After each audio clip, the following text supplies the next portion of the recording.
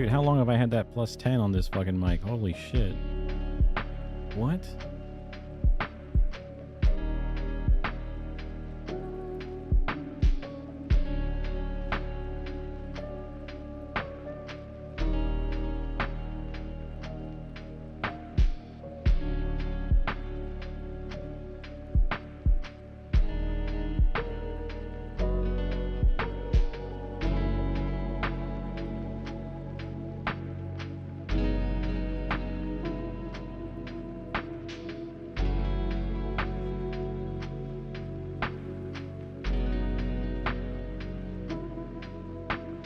Hello. Oh my. Okay, interesting.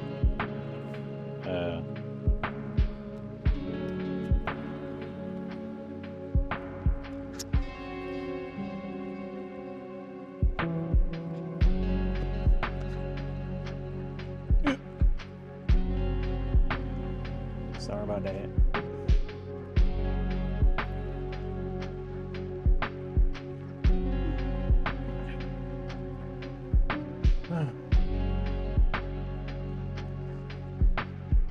Oops.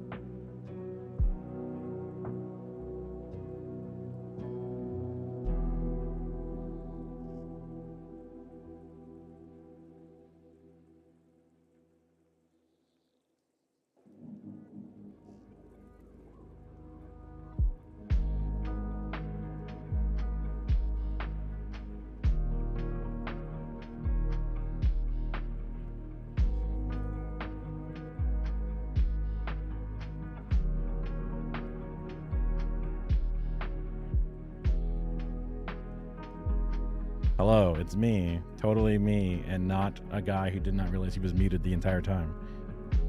Wait, now my mic... Oh, no, okay. If I talk right into it, I get it big time. Okay, I fucked up, and I forgot to have this mic muted for some reason. What are you gonna do? Anyway, crazy night, crazy dream. Dream doesn't matter. Stressful, apocalyptic combination of work and also weird future fantasy, murder, mystery, action adventure, something. Woke up around 6 to 8 p.m. because I do that and I have these weird hours and I need to fix that at some point. Maybe today is how I fix that. New schedule unlocked. I need to check my schedule real fast, actually. Speaking of schedule. Today is not Halloween, you liar. Oh, that's just a purple thing. Got it. Okay. Yeah, I think we're good. Tomorrow is a thing that I might do in person, but maybe not. I'll have to see. Daylight savings times fall back. That's an extra hour. It's not bad. Woke up, got myself situated, and then I kind of edited for somewhere between 6 to 8 hours straight.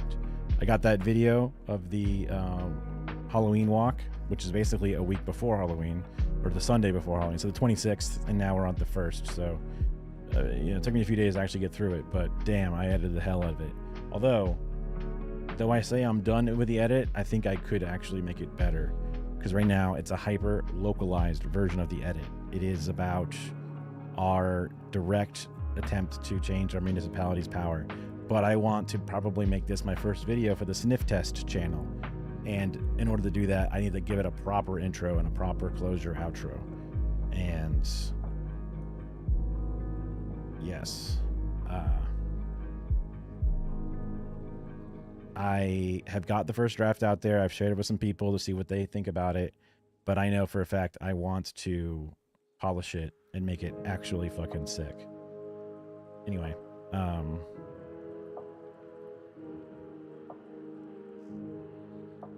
I'm happy that I was able to get some work done. This October had been actually a whirlwind of things I did.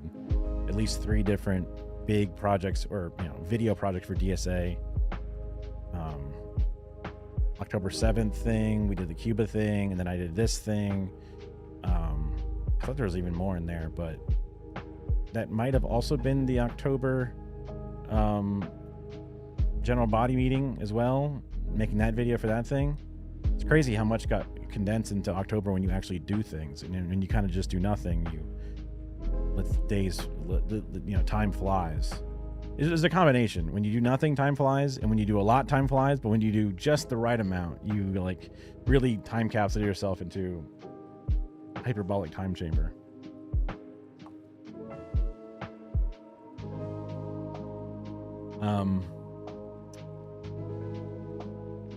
Speaking of which, before I get into the intro games,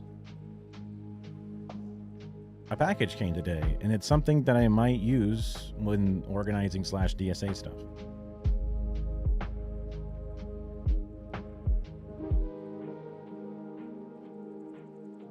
All right, now we switch over to this microphone.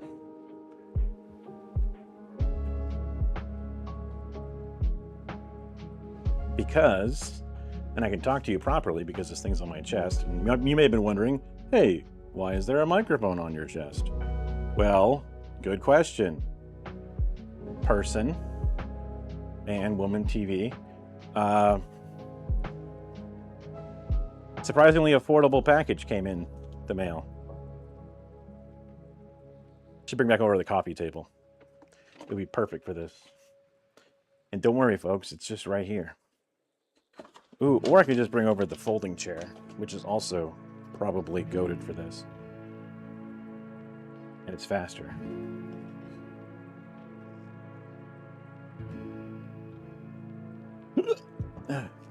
It's a box. Nothing fancy, right? Just a box. Let me,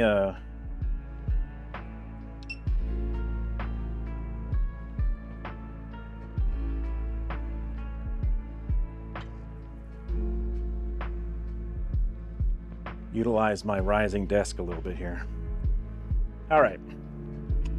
I make sure to not accidentally show the label with my address on it, and I probably shouldn't have mentioned anything, because now, even if there is a little bit of a frame, maybe you wouldn't have thought about it.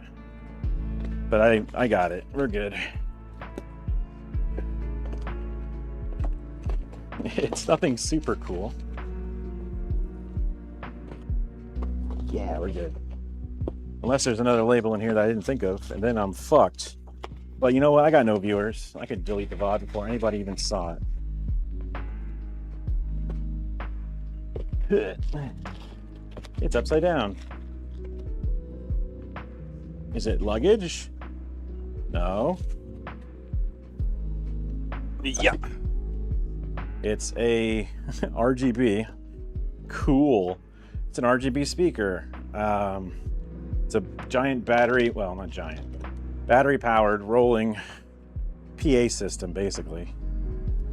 Because there's been times that we're out there doing stuff, and it would kind of make sense to have a little bit of a functioning loudspeaker system, whether you're outside of a picket, whether you're at a protest, well, maybe not for a protest, but public speaking situation. And the cool thing is, it came with two, count them, two wireless mics. These feel pretty shitty, but what do you expect for a battery-powered, rolling, portable? These must have battery compartments. These are so hollow. Oh yeah, see, batteries.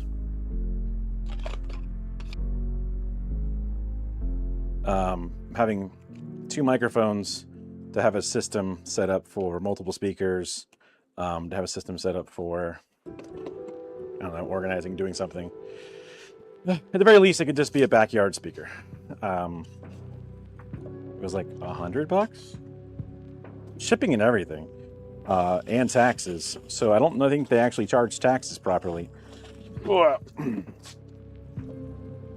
Okay.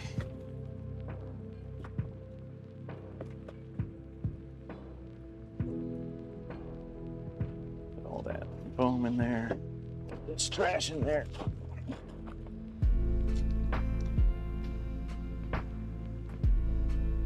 This could be a huge piece of shit. And I guess I could always return it, but sometimes it's hard to return things when they're not bought through traditional vendors.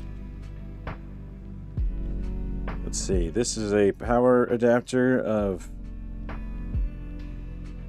9 volt, 2 amp. I might even have some of those. I have a few. Because you can just buy these little things independently. Because sometimes your shit will have a barrel connection, and all you need to do is just get the right one to plug in. Wow, a remote. And the most anemic thing I've ever seen. Which is fine. Who reads these things anyway? User manual and safety.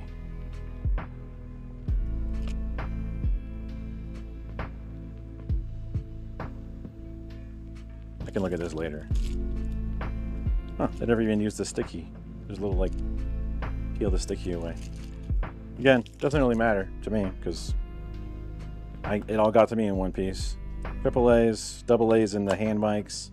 I have some rechargeable AA's, so I can even make that pretty usable. Although I think they're almost all being used right now in some capacity or another. These are doubles, right? What does it say? You know, it probably says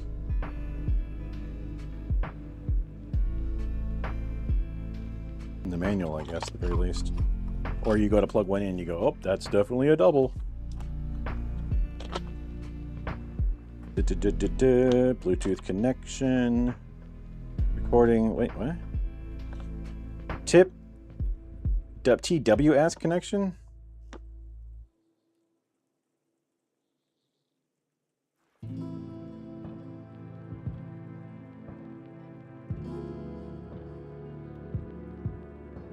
I guess you can actually pair up 2 of them together. Then you could have 4 microphones. Wowee. But would all 4 go through, or they just be 2 per? I don't know. They actually don't even have any instructions for the install the new battery correctly. You got it. Okay. Hi. Hi-ya. Wow. Oop. We got a peel.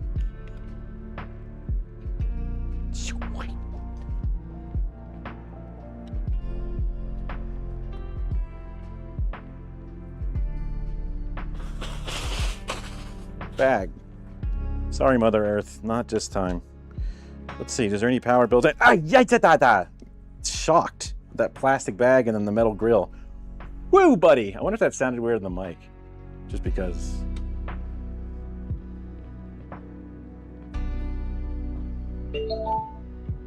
I think it's on. Look at that. Blue. It says the word blue. We got some ever-growing lines here. So GT in, don't know what that is. Mic 1, mic 2, I know what those are. So you can actually have physical mics as well as are those Bluetooth, I guess? I thought there might be like a receiver for these that would plug into each one of these. But there's nothing else in the bag, so definitely not. Let me see if I've got 2 batteries in here. Nope. Time to go into the battery closet then. Which we definitely have 2 batteries in there. Although I thought I had batteries floating around here somewhere for some reason. Thinking, looking. Don't see them popping out anywhere. Oh, yeah. Okay, battery thing. Perfect. Okay, go. Coming down. Coming back in. Look at that thing go. Would you look at all those colors? Uh-oh, the battery indicator went from like 1 bar down to multiple bars down. Doubles, or triples, I mean. If I wanted some doubles, theoretically this bag might, oh, these are all triples basically. It's crazy. Or even smaller. This is the box that has doubles. Yes. Ugh.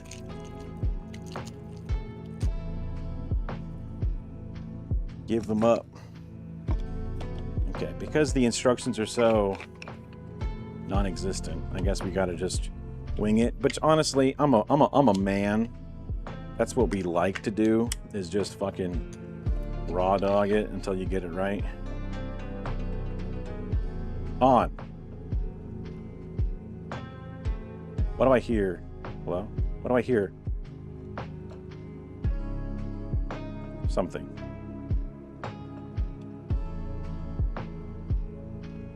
Okay, there's 2 different channels. There's off, on, so like in between off and on is fine. But when I go all the way up, I hear this high-pitched coming out of my speakers.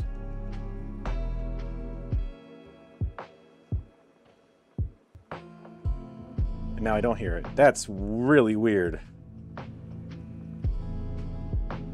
Also, how do you change settings on this? They give me the UHF frequency, which... Sorry if I'm really loud for talking down toward the microphone here.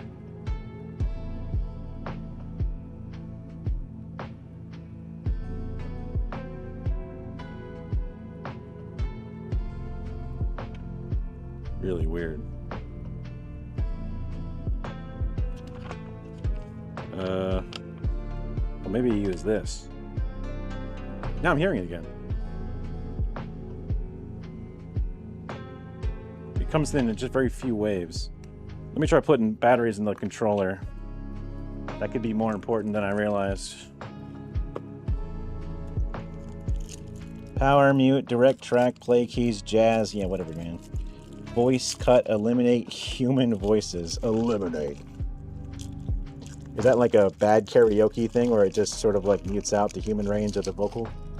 That would be terrible. 1 battery, 2 battery. Then plug it in. Okay. Rewind, fast forward, volume, EQ, recycle, FM, SD, BT, record, play, pry, record, aux.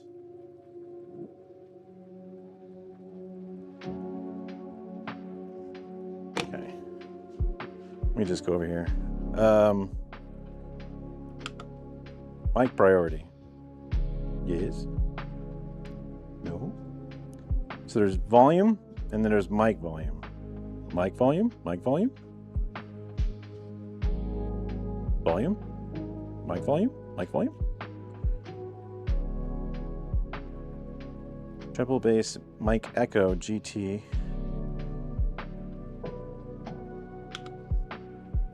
Off. On. Mic prio, blue. You mean blue microphone? That's Bluetooth.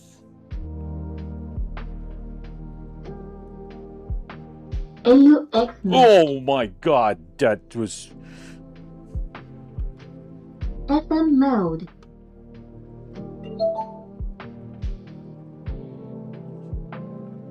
AUX mode. Okay, there's no volume setting for that bitch. FM mode. I don't want FM, thank you.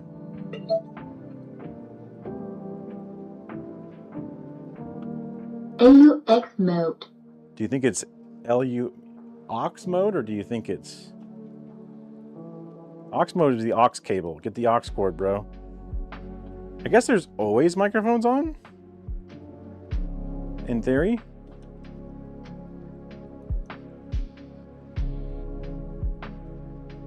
This is a microphone. Hello. Oh, wait. When you go all the way up, you can hear it. If you don't go all the way up, you don't hear it. Hello, hello, hello, hello.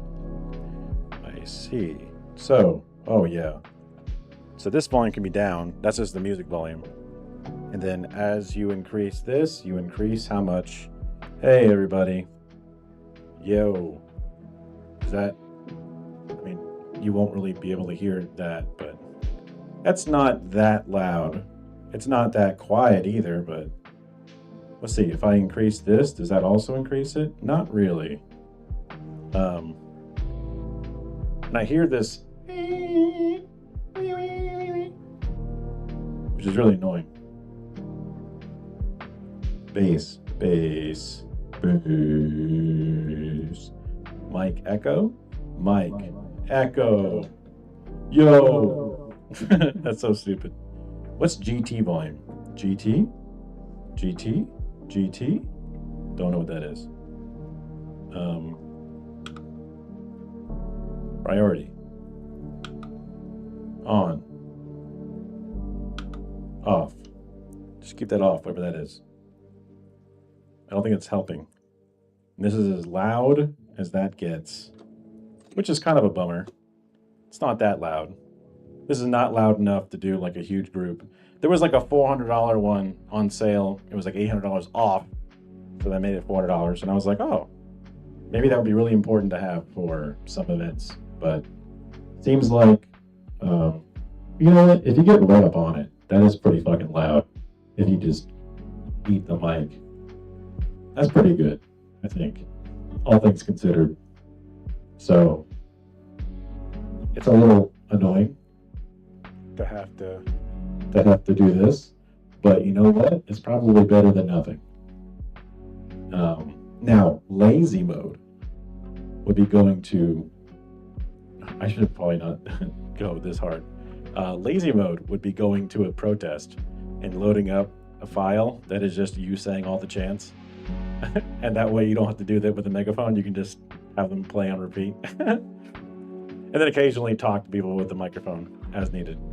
But I wonder if that sound is just because of interference of electronic devices, or if that's just a slight sound that comes out of it. More noticeable in person. Also, LED light, you can just fucking turn them off, I think. I hope. Yeah, see? Much better. Also, it saves battery. So, how much battery? I have no idea.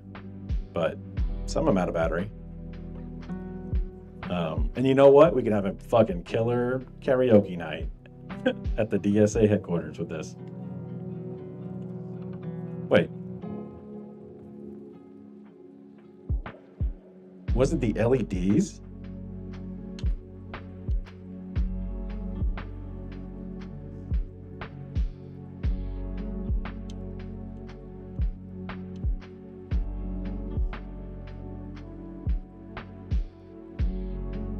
Oh, hell yeah.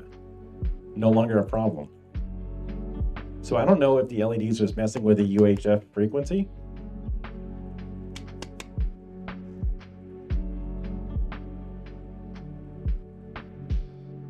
But now it seems to be off.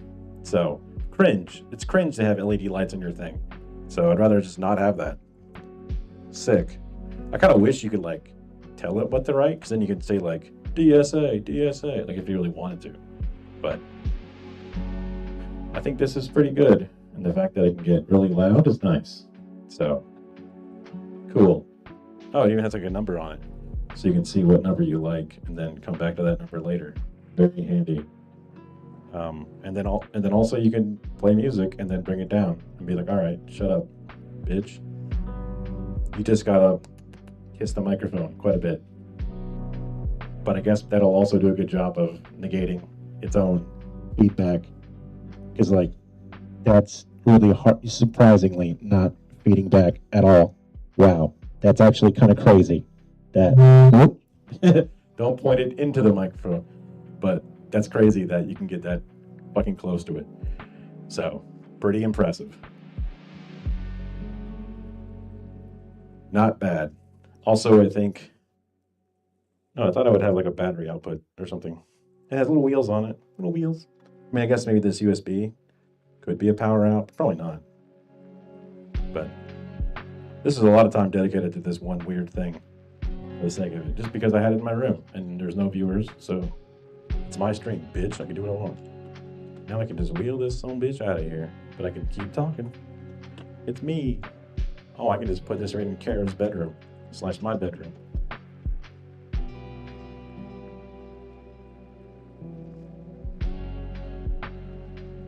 Hi, Kara.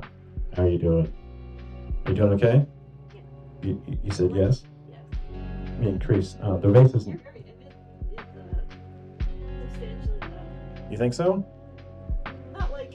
She said it's loud, so you guys not know. Like substantially like super loud, but it does have a bit of volume. So. Yeah. I mean that's good. No. Okay. I'm glad you like it. Maybe it'll be useful. I think it'll be useful. Yeah. All right. Let's see.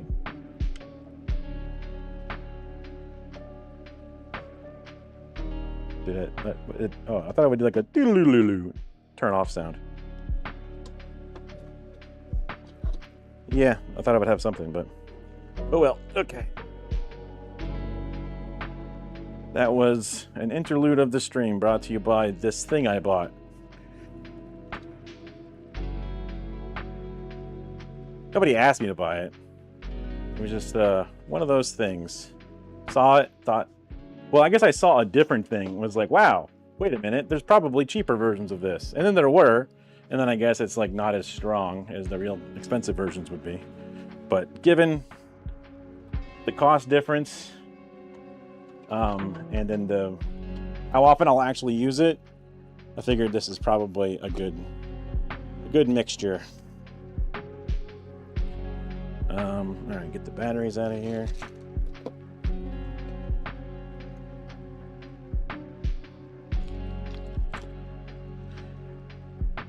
Yep.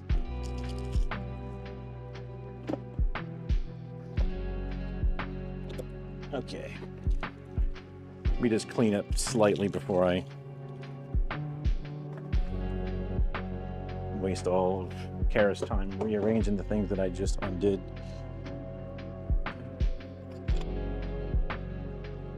Probably best to remove the batteries, because if you're not going to use it right away, then why let the batteries corrode inside of the device? And there's a nice little kind of, there's probably not intentionally, but a little cubby for them to kind of sit inside of. So I'll just put them right in there, and then ow, that'll be fine. Okay, batteries back in the closet. Then I'll turn off this whole wireless. I mean, I looked at my wireless mic thing and fiddled with it and relaunched the program just to do this. So I'm glad we made use of it.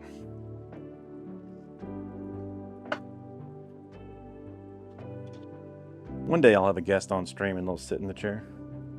One day. Okay. Back down we go.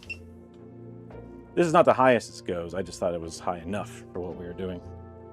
Oh, I gotta put this over there and this over there. And I don't think this matters, but... Uh-huh. Yep. Yep. Oh yeah, that's not doing well. You know what? I think it's fine. It might become not fine, but I think it's fine. As long as they don't go rolling around. I could probably attach a little bag or something. All the accessory shit. Okay. Okay. Like this. I'll just put to the side. All right.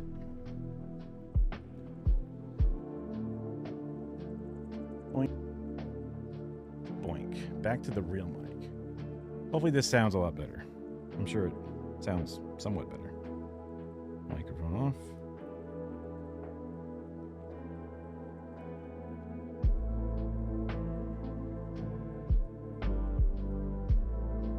Everything's the way it was meant to be. Might as well just put this back on the thing that it belongs to be. Well, zit, as I add a new audio device. Wait, we losing frames? Is that me? Doing something weird?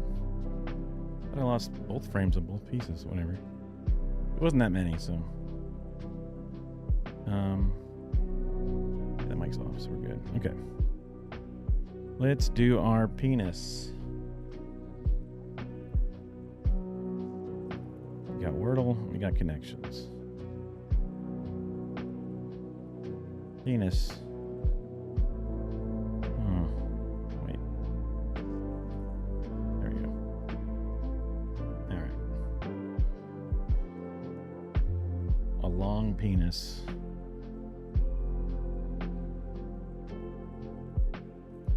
Oh wait, I'm doubling up on my N. I'm dumb. I didn't. How did I not notice it? I guess I just really wanted the word along. For long, get it?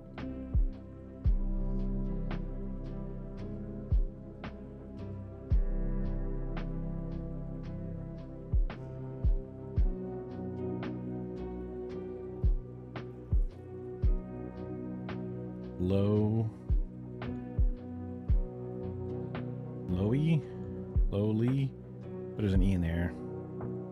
Lowy.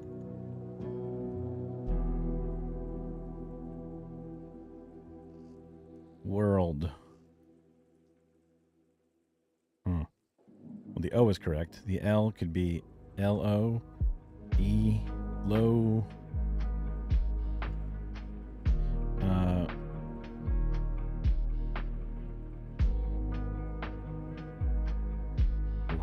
No, there's gotta be an E. I am rapidly running out of places here, so.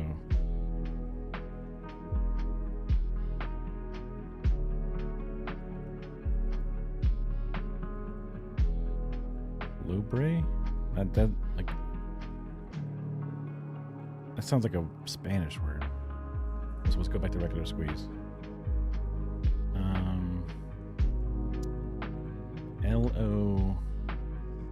L-O-E doesn't look right to me. W's gone. L-O-F-T-E. I think loft is just that, no E. Low. Phi E, no. I'm just kind of kidding with the phi. Locked, but the D is gone. Locky, I think, did we look at this already? Alright, so the L is the very end. And that's all we got. So we got O-O-E-E-L.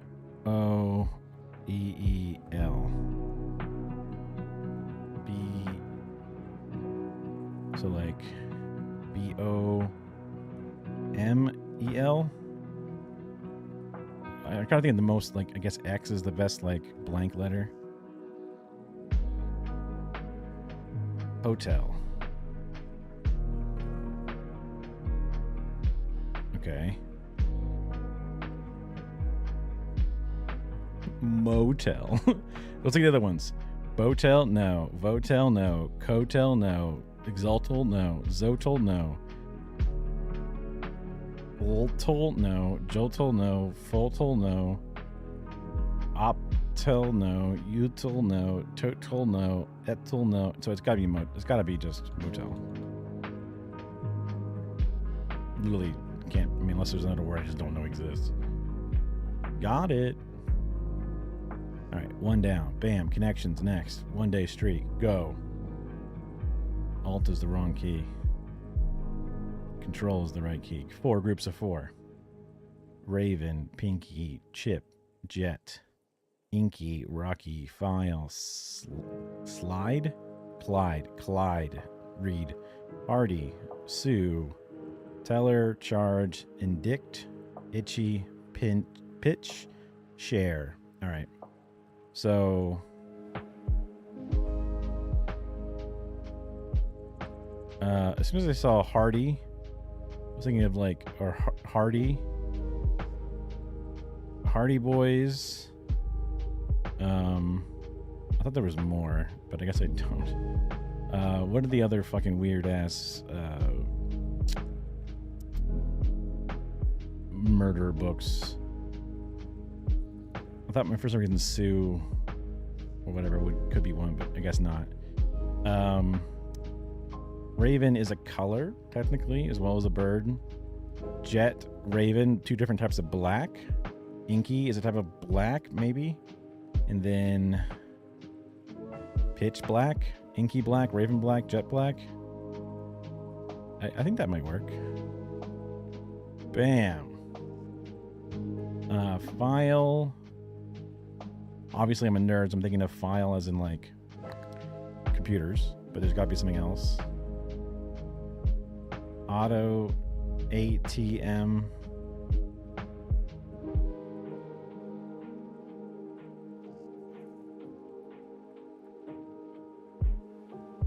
Charge machine, teller machine.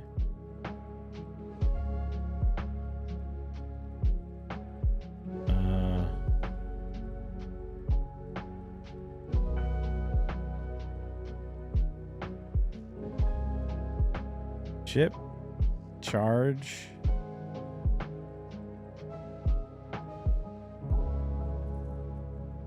I think maybe like with credit cards is a chip, or you can like charge it to your card. You can't really chip it to your card. Share is a person that has one name. Itchy is the name of a character with one name.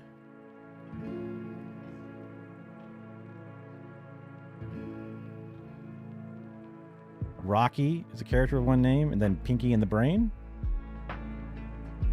Oh, fuck.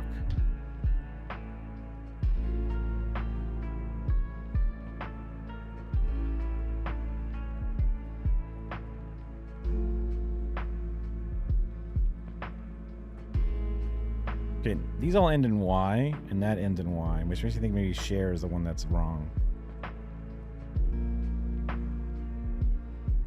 Come back to that. Indict, charge. Those are 2 things. File. Can you file somebody and sue?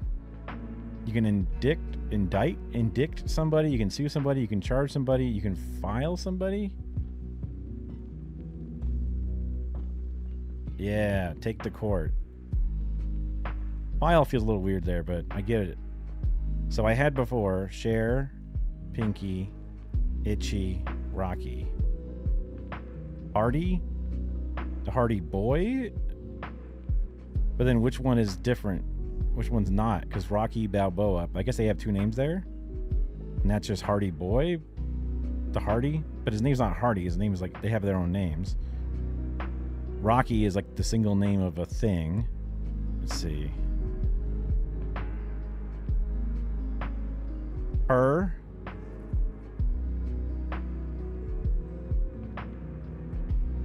I don't see anything else. Hip, her. Let's see, there's like, take away the first letter, it makes another word. So like the word her, the word hip, the word inky, the word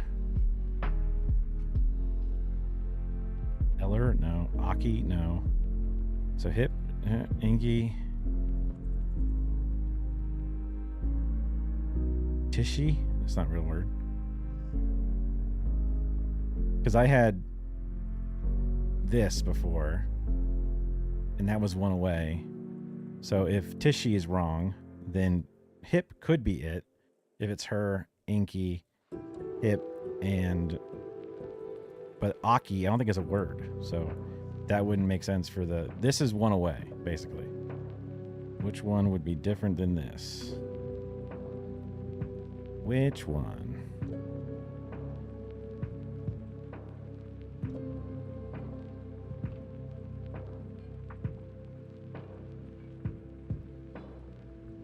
Teller.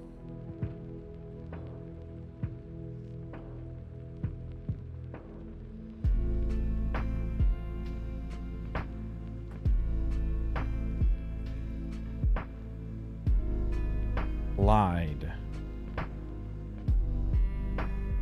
Hide. You can collide. You can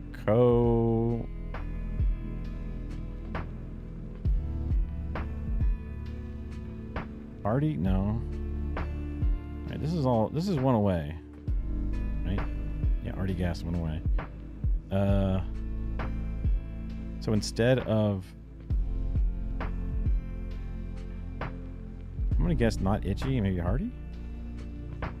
That's not even close. So now this is more than one away. So I just changed one.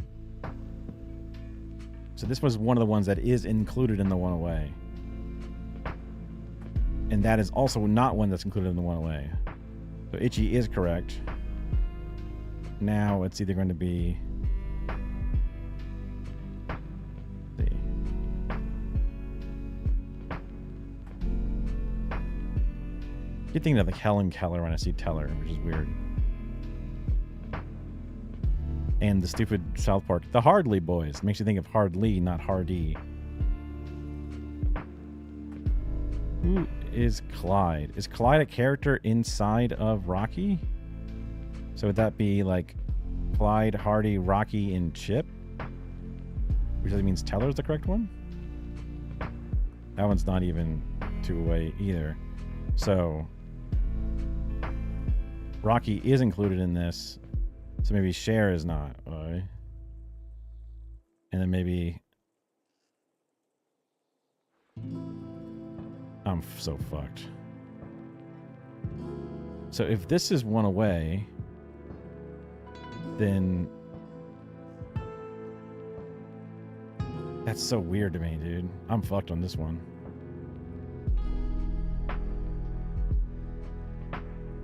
Yeah, I'm just done for.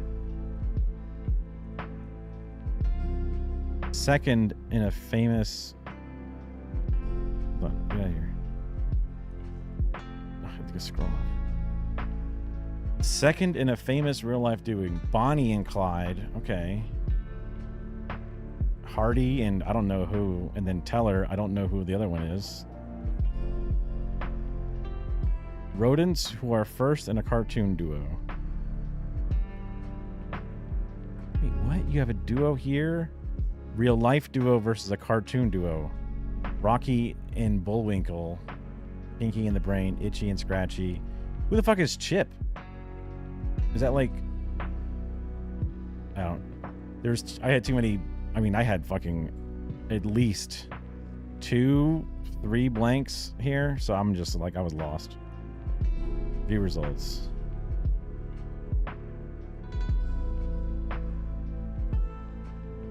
Yeah, I just kept getting it worse and worse. I was almost right thinking about Cher. I mean, Cher is Cher. What the fuck else would it be? Rocky was wrong. I was alright with Itchy and Pinky, though. I just didn't know. I should have thought about Rocky and Bullwinkle. I should have. And then maybe I could have guessed Chip from Chip and Dale's? Chip and Dale? Oh, wow. Rescue Rangers, whatever. Okay, so Chip. I mean, I'm just not old enough for that. But yeah, I've heard of it, so I could have done it. All right, turn off the music and let's do our Chinese. Hanzi practice. Let's start. 咖啡 Cafe. Easy peasy. That's coffee. Cafe. 咖啡 Coffee. All right, you got to draw coffee now. So it's 2 boxes over what is kind of like an H. They want you to go. Yeah, they make boxes in a really weird way. They draw them as 3 lines, which I think is interesting.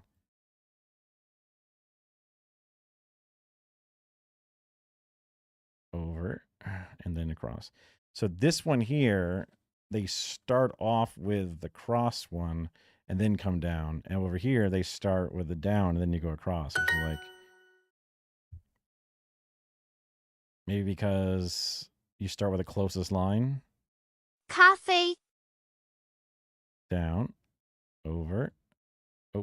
Oh, they counted that? Okay. Yeah. Yep. 咖啡 It goes down. Oh, yeah. And then across. Coffee. Comes over, and then we have the down one after. And the down one is a bit of an angle. Coffee. Zonk. Zonk.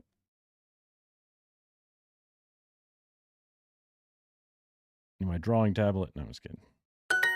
咖啡 Cafe. Yeah. Yeah. Yeah. Yeah. 咖啡 Yeah. Yeah.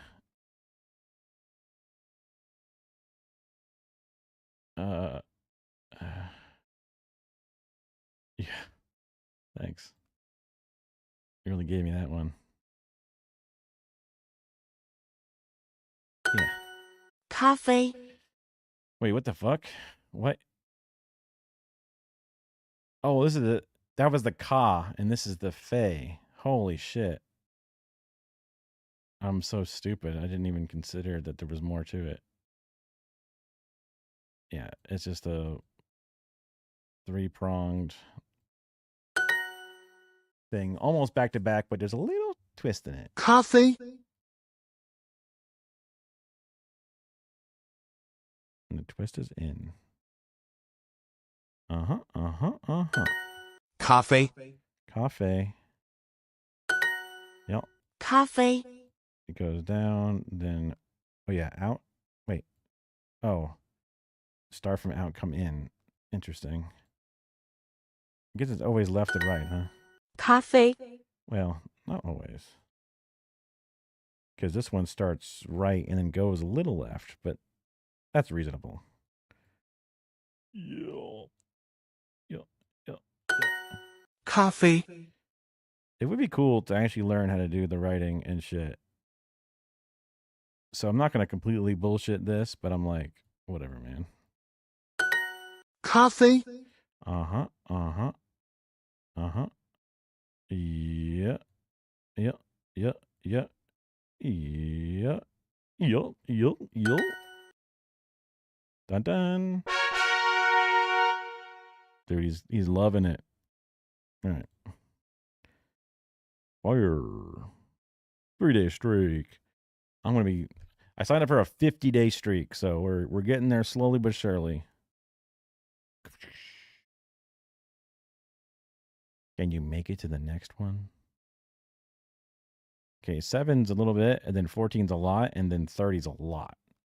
Big jump from one day to boom, 4 days, and then boom, 7 days, the boom, 16 days. Jesus Christ.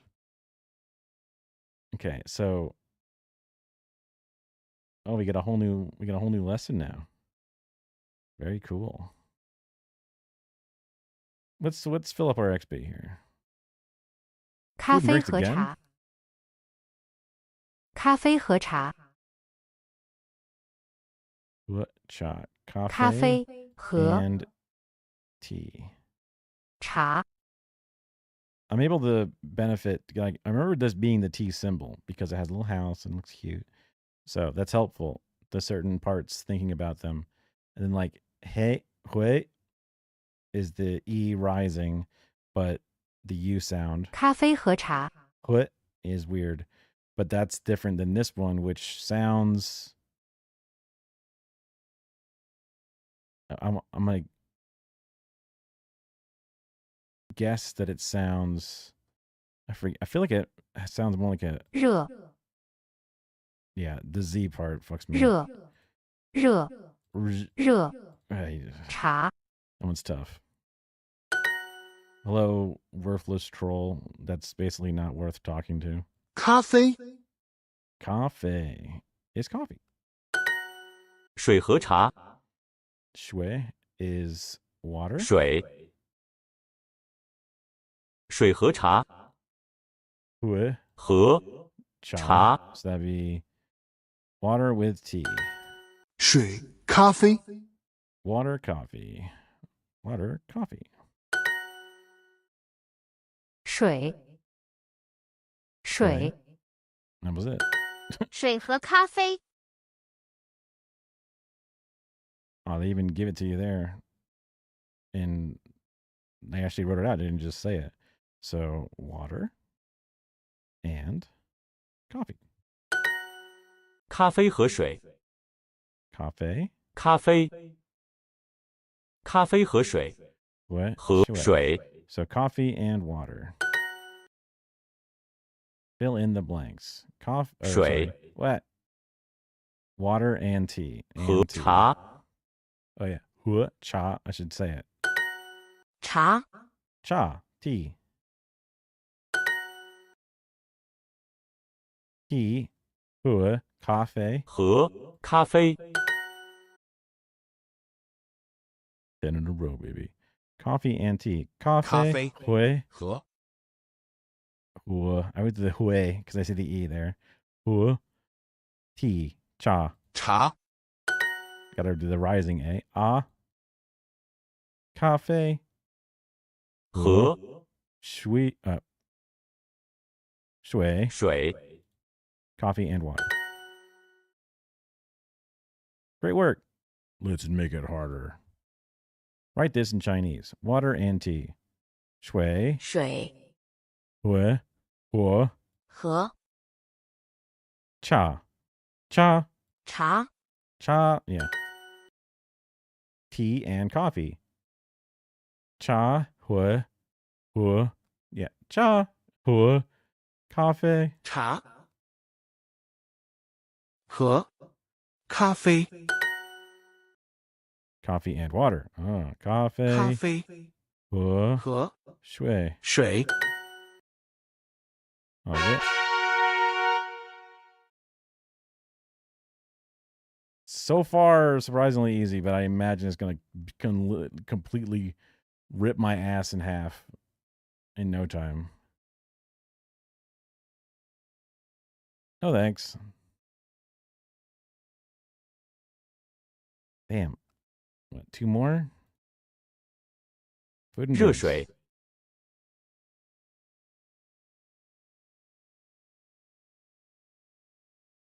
Hot water. 热水， Zhu. It's so hard for me to see that as like a Z sound, but that is it. Select matching pairs. Tea. Cha. 茶， Water. Shui. 水， Zhu. 热， Mi fan. Mi fan. 米饭 Coffee. 茶和米饭 Cha. 茶 He. 和 Mi 米 fan. 饭 So that's tea and rice. Tea. Cha. 茶， Coffee. 咖 Coffee. 啡， Water. Shi. Shui. Shui. 水 Soup. Tong. 汤， Hot is Zhu. Oh, I didn't say it. 热茶和咖啡， Zhu 热 cha 茶， Did they say 喝咖啡？热茶和咖啡，喝和咖啡。咖啡， So hot tea and coffee. But does that mean that the coffee is also hot? Is that adding in through? That's grammar for you. I don't know. 汤茶 Soup tea. 茶和汤，茶with 和 汤，汤，茶和汤， and that's tea and soup. 汤和茶 Tang is soup and cha tea. Tang hu cha. Mi fan hu je 热 cha. 茶 And that's hot tea. So that's rice and hot tea. 米饭和水 Mi fan hua shui, that's rice and hot water. Rice. Oh, sorry. Rice and water, not hot water. Just rice and water. I was adding the extra thing in there. Water. Fill in the blanks. Cha hua je cafe. 热咖啡 Tea and hot coffee. 水和汤 Water and soup. Water and soup. Rice and tea. Mi fan. 米饭 Why is this harder? Hui. 和 Hua. Tea. Cha. 茶 Shui. Hua. Tang. 水和汤 Je.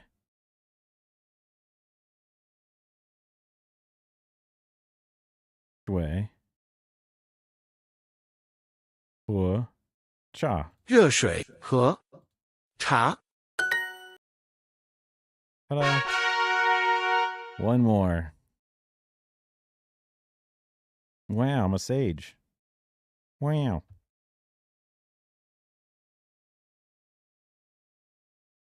这是咖啡 这是 coffee. This is coffee. 这是咖啡这是米饭 This is rice. Rice. 豆腐，豆腐， Hot. Je. Wait. 热 Je. Ah, such a weird one. Water. Shui. 水， Tofu. Tofu. 豆腐 Rice. Mi fan. Mi fan. 米饭 Soup. Tong. Well. 豆腐和米饭 Tofu. 豆腐 Je. Je. Mi fan. 豆腐和米饭 Hua. Mi 和 fan. 米饭 That's, yeah, tofu and rice. Rice. Mi fan. 米饭， Coffee. Coffee. 咖啡， Water. Shui. 水 Porridge is zhou. Zhou. 粥， Zhou. Sorry. Tofu. Tofu. 粥， Porridge. 粥， 汤粥 Soup. Porridge. 这是热咖啡， Zoshe shu. Zoshe. 这是 This is 水 water. Did you say water? 这是热咖啡， Just say shu coffee. Oh no. Just say zhu coffee, not shui coffee. 热咖啡， Yeah, this is hot coffee. 粥和米饭， Porridge and rice.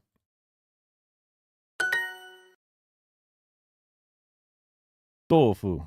豆腐，汤和豆腐， Porridge and tofu. Oh, sorry. Soup. What's wrong with me?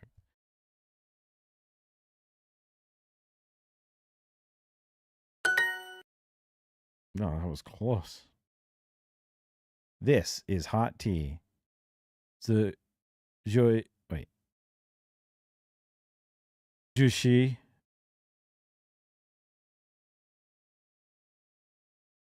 Jushi. And then it's the cha. 这是热茶。 Rice and porridge. Mi fan. Hui. Hua. Yeah, mi fan. Hua. Jo. 米饭和粥。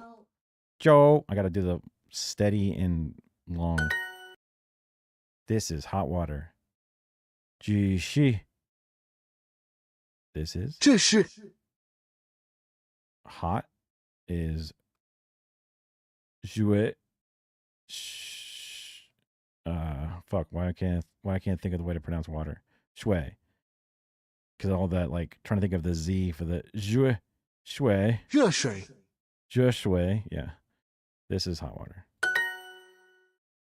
Because, like, this sounds like it's a Z, and this sounds like it's a J, so it's like... That's it. I got my chest. Give me them gems, dog. 5 gems. You need like 100 gems. Get more with Super Oh Duolingo. my god. Jesus Christ, dude. Why is it that volume is so loud? I've got this fucking... My speaker's at 33%. Why? Naturally, every game, everything is just fucking loud, man. No. Fucker.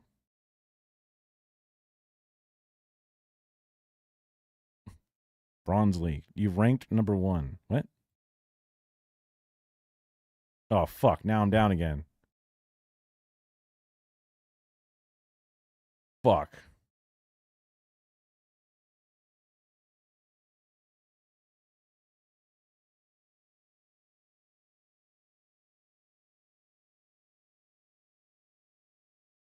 What's this?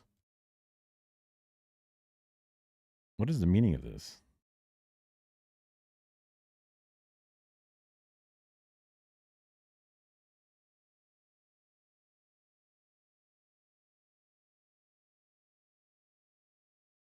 Did I get more gems than 5? I don't remember having that many.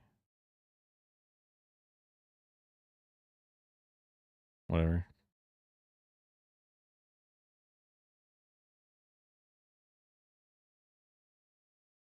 Cool. Bronze League. Top 15 advanced to next league. Man, I could have had like, I think a few more points if I didn't mess up that one thing one time accidentally. So is it just like a 1-day league? Who's got the most points in 1 day? That seems kind of crazy because you can just sit here and just go for it. Oh, this week? Weird. Well, I've done a bunch this time, so. Is this like the next unit? What is this?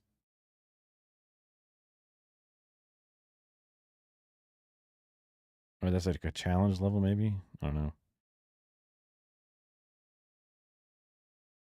Wait, why did this one get gold? And this one is not gold. I got like a special color because I did a challenge thing, I think, on it. Why didn't they give me an option to do a challenge on that one? Whatever. It doesn't matter. Okay. Let's do our first video of the day. I think this is actually from Friday, but whatever. This should work. Very nice. Very nice. Oh my god, such a huge title. So Charlie Kirk meme scandal. Minus.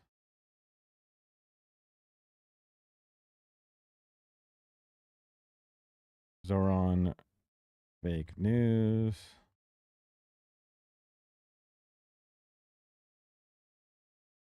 And Trump goes nuclear.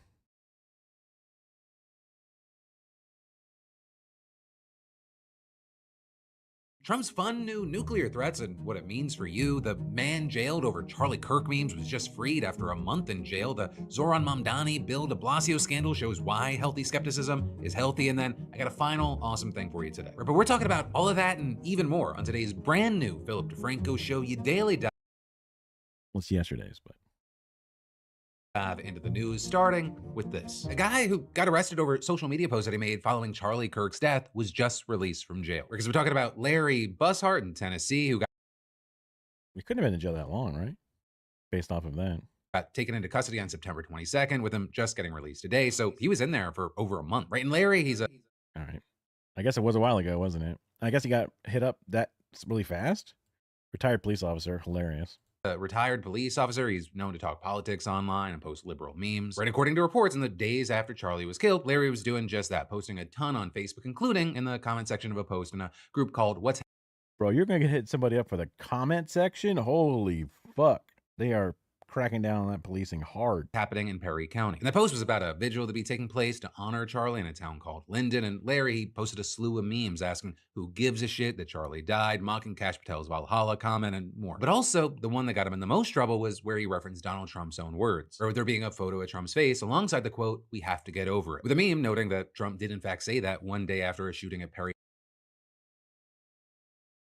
Why is that a crime if it's even the fucking truth? Even, I mean, obviously any joke should be not a straight up crime within limitations, but like... High school in Iowa. And above that, the meme said, "This seems relevant today." Right, so to most people, it would seem like the meme is suggesting that if Trump is telling people to get over school shootings, then the public should also get over Charlie Kirk. But also a thing here is at the local high school in the town there, it was called Perry County High School. And there had also recently been an alleged threat against it. And so the Perry County sheriff claimed that this caused panic, saying that parents and students and teachers were concerned that he was talking about a hypothetical school shooting at the local Perry County High School. What? And above that, the meme said, "This seems relevant today." Right, so to most people, it would seem like the meme is suggesting that if Trump is telling people to get over school shootings, then the public should also get over Charlie Kirk. But also a thing here is at the local high school in the town there, it was called Perry County High School. And there had also recently been an alleged threat against it. And so the Perry County sheriff claimed that this caused panic, saying that parents and students and teachers were concerned that he was talking about a hypothetical school shooting at my ass. Fucking no shot. The local Perry County High School in Tennessee. And so Larry, he ends up getting charged with threatening mass violence at a school, and he gets held on $2 million bail. With that, truly shocking, Larry. What the fuck? According to body cam footage published by The Intercept. This is what they charged him with. Okay. Threatening mass violence at a school. At a school? It's referring to a school. I have no idea. That's what they've called us for, and I ain't got a clue. I played on Facebook. I threatened no one. I know you don't give a damn. I've been on Facebook. I'm not saying you did or didn't do anything. No, I did do, but I didn't think you committed a crime. That's what I'm saying. I'm not saying you did or did not commit a crime. I may have been an asshole, but that's not illegal. Right, and with this, you've had many questioning. Oh, but you just said he didn't do a crime. Oh, shit. You just said he didn't do something illegal. If this post even caused the mass panic the way the sheriff exactly claimed that it did. Because people would have to know there was a threat, and you don't tell the kids that there was a threat if it was a threat that was seen as not a problem.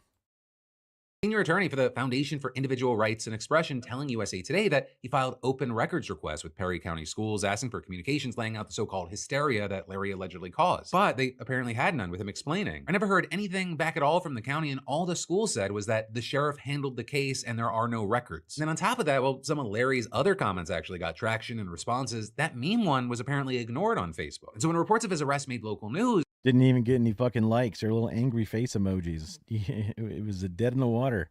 Many were just confused and argued that the sheriff was violating free speech by arresting Larry. Right? Many thinking that the sheriff, who also posted seeming to grieve Charlie Kirk, willfully Oh, Charlie, my boy, no. Some guy from Tennessee grieving Charlie. I mean, it makes sense. He's parasocially connected to his streamer.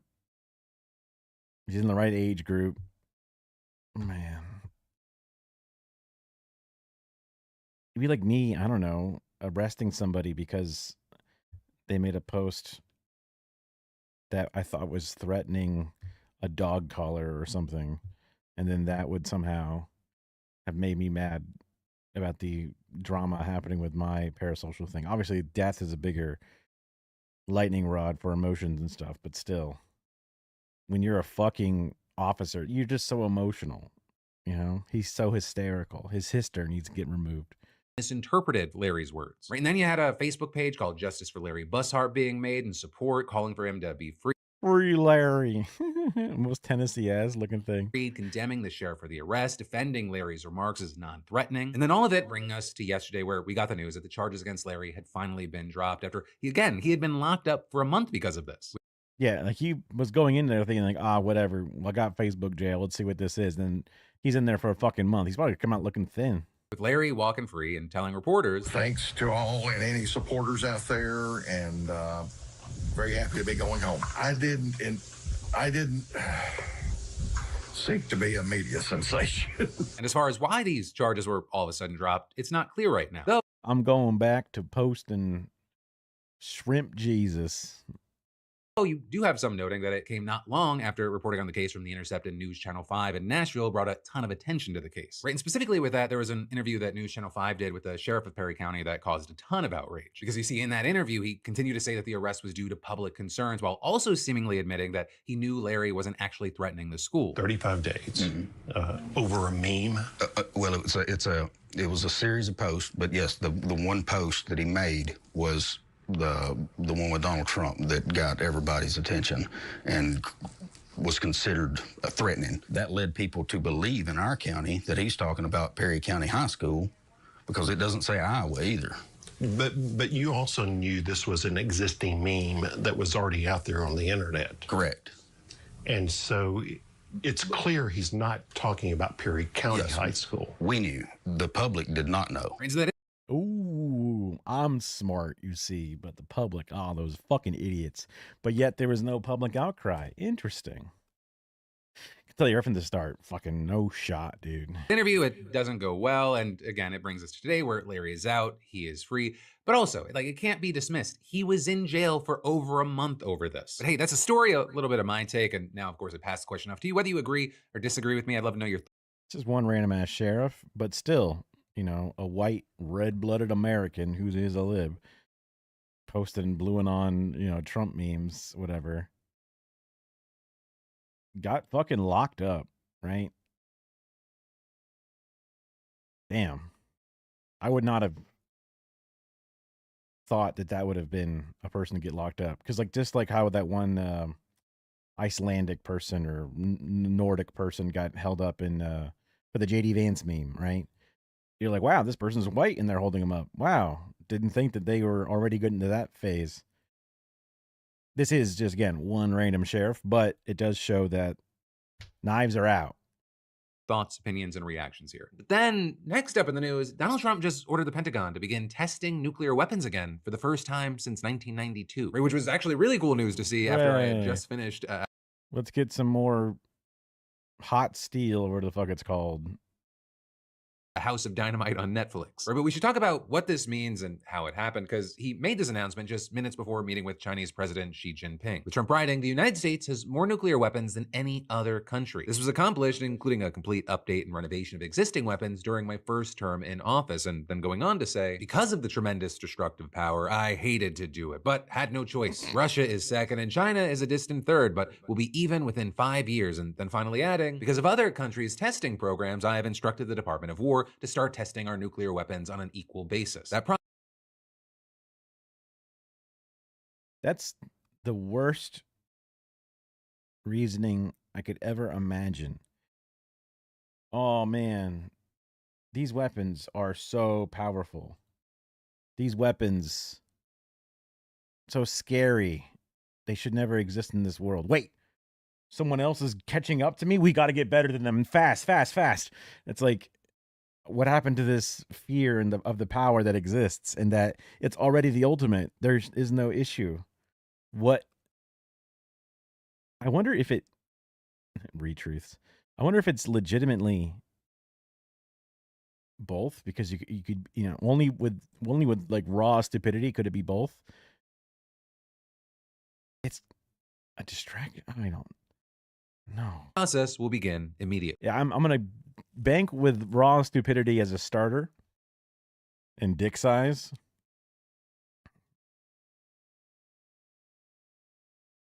Okay, so a few things to mention, a few issues with what he said. One, just to be exact and for the sake of accuracy, the exact number of nuclear weapons held by each country, it's not 100% no. But it's actually Russia that has the most, according to estimates by groups including the Federation of American Scientists and Arms Control Association. Then two, it's not exactly clear why the order was given to the Pentagon when America's nuclear arsenal is maintained by the Department of Energy and a semi-autonomous agency within that's known as the National Nuclear Security Administration. And then three, because it doesn't know, that's why. And this is a big one, neither Russia, China, nor any country on Earth except North Korea have live tested a nuclear weapon in this century. And so with that, it seems like it's possible that Trump's actually conflating the testing of missiles that deliver a nuclear warhead with the testing of the warheads themselves, right? And in that case, this might all actually be a response to Putin announcing earlier this week that Russia had tested a new nuclear-powered cruise missile and an atomic-powered underwater drone, both capable of delivering a nuclear payload. And a big thing, right, with that missile is it's reportedly been engineered to evade defense systems being developed by the United States, namely Trump's so-called Golden Dome, which the Kremlin sees as an effort to develop first strike capability over Russia. And so actually,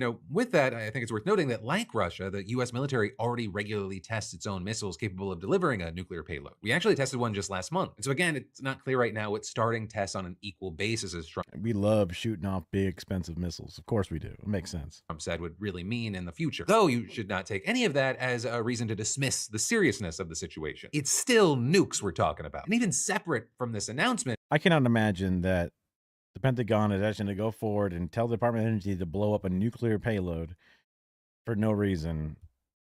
If he's so worried about his nuclear fucking stockpile, then throwing some away is not fucking going to help him with it. He's just a scared little baby and he wants to make a big play in front of Putin. That's all it really is. And it's also funny because he's stupid. He just assumes it's war because it's a bomb. Of course it's war. Didn't even bother to look it up or ask. And I mean, you've had many arguing for a while that we're in the midst of a new nuclear arms race. Because the thing is, Russia and China, they've been aggressively expanding their nuclear stockpile in recent years, and the US has also been spending massively to upgrade its arsenal. And so actually with that, you had... I think our arsenal's mega old, and do we have to spend money on it? Putin signing a bill back in... Like even having this first strike capability versus second strike versus maybe shooting some down over the ocean, like it's all fucked at that point, isn't it? I mean, making defenses to shoot down enemy nukes does seem like a thing that most places would want to do, but 2023, revoking his country's ratification of the Nuclear Test Ban Treaty, claiming that it was necessary to put Russia on equal footing with the United States, which had signed but never ratified the treaty. Right next year, you have the Strategic Arms Reduction Treaty between the United States and Russia set to expire. And, like you maybe know, because we actually did a whole deep dive on this subject in the past, a key takeaway on this subject and the situation is that you have experts saying that thanks to models and simulations and other techniques that we have now, there's no point in actually live testing anymore, especially given the potential downside. And so you've had experts saying the goal of conducting a fast-track nuclear test can only be political, not scientific. And actually adding to that, in response to Trump's announcement, you had the head of the Washington-based Arms Control Association calling the president misinformed and out of touch and arguing the US has no technical, military, or political reason to resume nuclear explosive testing, then claiming it would take at least 36 months to resume contained nuclear tests underground at the former test site in Nevada, and adding, by foolishly announcing his intention to resume nuclear testing, Trump will trigger strong opposition in Nevada from all US allies, and it could trigger a chain reaction of nuclear testing by US adversaries and blow apart the nuclear nonproliferation. I mean, honestly, I could definitely see how that could. You'd hope that the other leaders would go like, this idiot didn't know and was then told not to. So, but then, following through could definitely make people then begin to test again, like to prove that they're not falling behind. Because as soon as he thought he was falling behind, he's like, test, test, test. And then everyone else is going to be doing it. And it's like, this is pointless. Treat. And so at that point, you've already had the Kremlin warning that if the US resumes nuclear testing, Russia would follow suit. And at least for now, Trump really hasn't offered any clarity about his remarks, only speaking to reporters and doubling down. They seem to all be nuclear testing. We have more nuclear weapons than anybody. We don't do testing, but with others doing testing, I think it's appropriate that we do also. And then with that, he said, but it's like, but they don't. They just test the delivery mechanism, which we also test. So also we don't have the most, but whatever. Don't let them know that. We'll build fucking 100 more.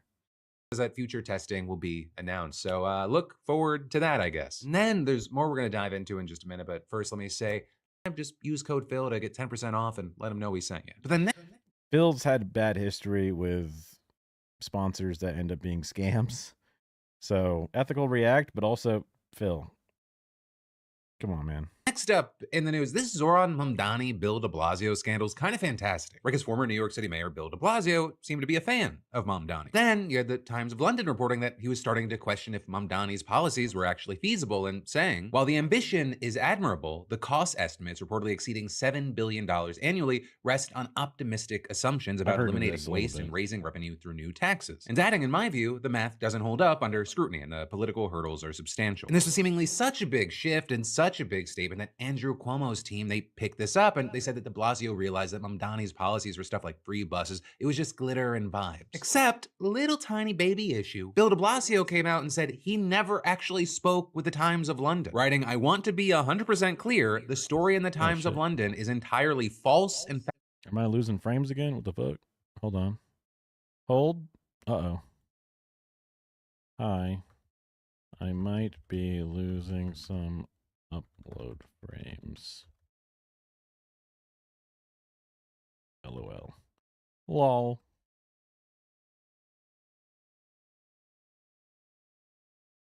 Bitrate seemed to have stabilized.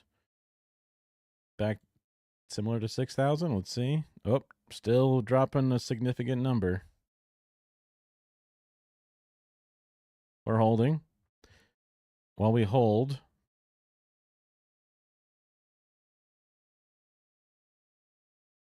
I wonder if I can make an action that does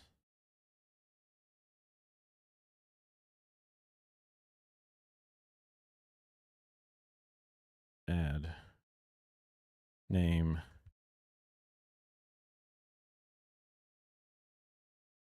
drop network frames. You're on mobile, looks good. Well, that's good. I wonder if it's a transcode thing, maybe. Not sure. I'm definitely dropping.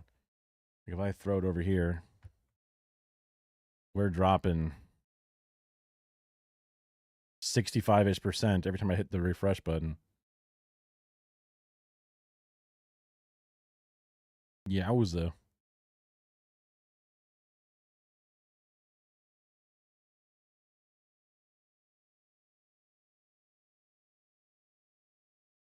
Okay.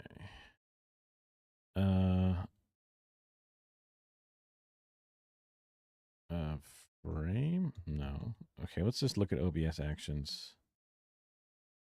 OBS Studio.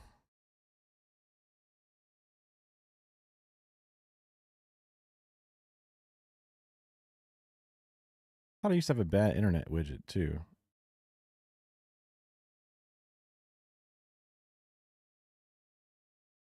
Let me see.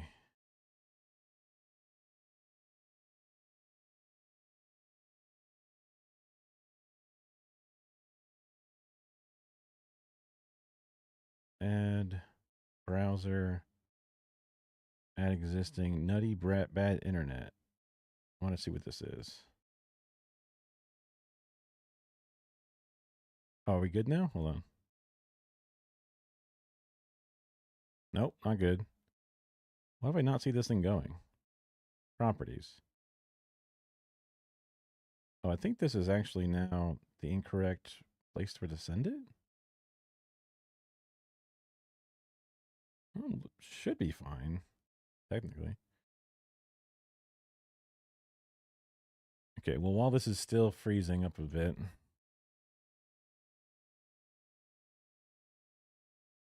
Oh, fuck.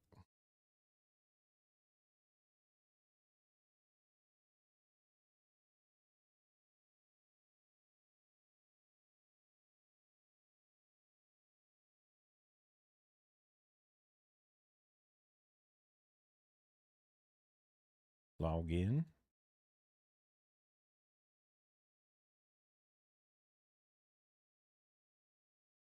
There we go.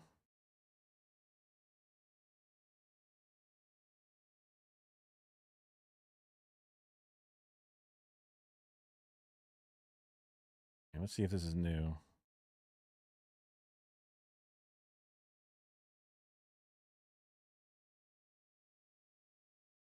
Okay. I got 2-factor on this shit already? What? That sucks.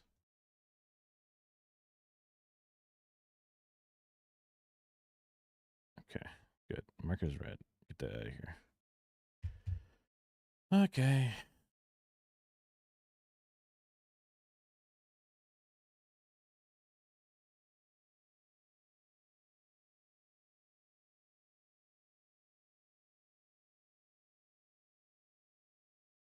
Sure.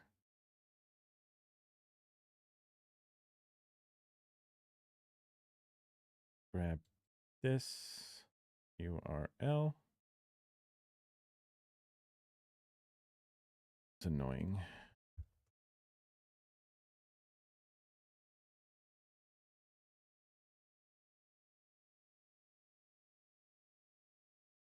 Web server, browser, index.html.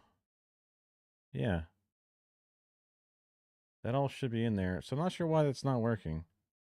And still massively losing frames on the upload for having way too high bit rate. I wonder if that means the YouTube stream is dying. Let me see. Sorry, this is boring. Me just clicking around and talking to myself. Lives. Excellent connection on YouTube. Square. Bit rate is lower on. It says it's lower on the. Oh, it's good on that one now. What about my Twitch one?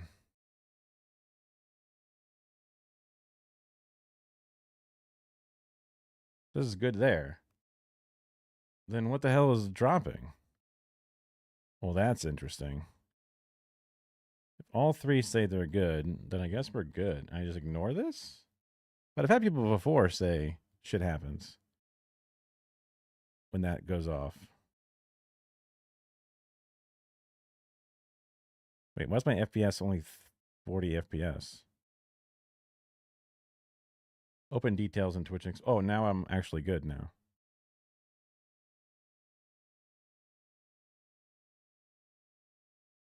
Yeah, why does it say FPS 39? That should...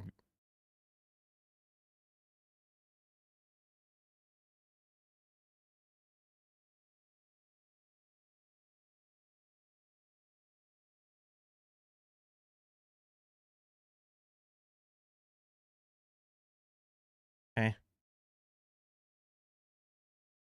Oh, we're losing again. I don't like that the Twitch dashboard is saying 39 FPS. According to my OBS window, we're getting 60 FPS, the way we're supposed to. Golly. Wait, why is this 9 out of 10? Speakered up. Well, whatever. I can turn that on. I don't actually use it, but... Okay. Well, I guess we just move on then and just ignore it. Oops, I clicked the wrong thing. Fabricate. It was just brought to my attention, and I'm appalled. I never spoke to that reporter and never said those things. Those quotes aren't mine, don't reflect my views, with him later adding that he very much supports Mamdani's policies. And so instantly you had people questioning what the hell happened here, right? Why would a pretty well-respected paper with 240 years of history put out something that's just fake? And well, according to them, it's because they were lied to, and they ended up taking the piece down just 2 hours after it was published, and saying they did this after discovering that a reporter had been misled by an individual falsely claiming to be the former New York mayor, then leading to headlines saying British newspaper were duped by someone impersonating former New York City Mayor Bill de Blasio. But here's the thing, Bill de Blasio doesn't see it that way, because it turns out there's just another guy in New York with that name named Bill de Blasio. He's a 59-year-old wine importer from Long Island, and he spoke to Semaphore about this situation. And what he claims is that just some reporter from the Times, they hit him up for his opinion about the race, and added, "I never once said I was the mayor. He never addressed me as the mayor, so I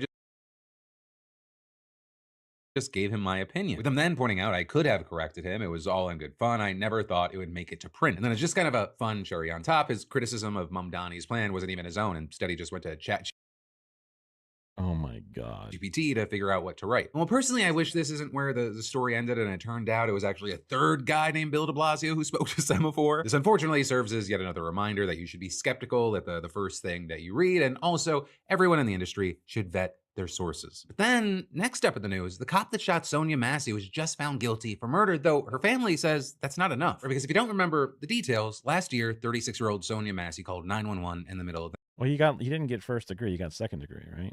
night because she thought someone was lurking outside of her house in Springfield, Illinois. With then two sheriff's deputies responding, one of them being Sean Grayson. Right, and Grayson and the other deputy, they searched the property, and after not finding anyone, they knocked on the door to talk to Sonia. From there, they went inside, they had a cordial conversation. That is, until Grayson saw a boiling pot of water on the stove and he asked Sonia to take it off the burner. Right, and that is when the body cam footage shows that things take a turn. Where you going? Away from your hot steaming water. Away from my hot steaming water? Yeah. Oh, I rebuke you in the name of Jesus. I rebuke you in the name of I swear to God, I'll shoot you in your face.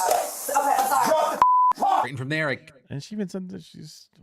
can't show the footage, but you can find it. Sonia apologizes, ducks I don't want to find that shit, dude. down, and that's when Grayson ends up shooting her 3 times. Then afterward, the other deputy trying to give Sonia first aid, but Grayson then also reportedly tells the guy not to bother, that Sonia's injuries were just too severe. Also, I'll say, worth noting here, is that it actually wasn't Grayson's body cam that caught this whole interaction. It was the other deputies. Right, and that because Grayson's wasn't turned on. Also, as far as Sonia here, I feel like it's important to mention that she had been reportedly struggling with some mental health issues in the week Also, he did tell her to go pick up the water, and he's like, "Wait, you're holding water?" And you weeks leading up to her death. And in fact, the day before that she was killed, Sonia's mother called police saying that her daughter was having a mental breakdown and asked police not to hurt her when they responded. like she even called for help. The people outside her house.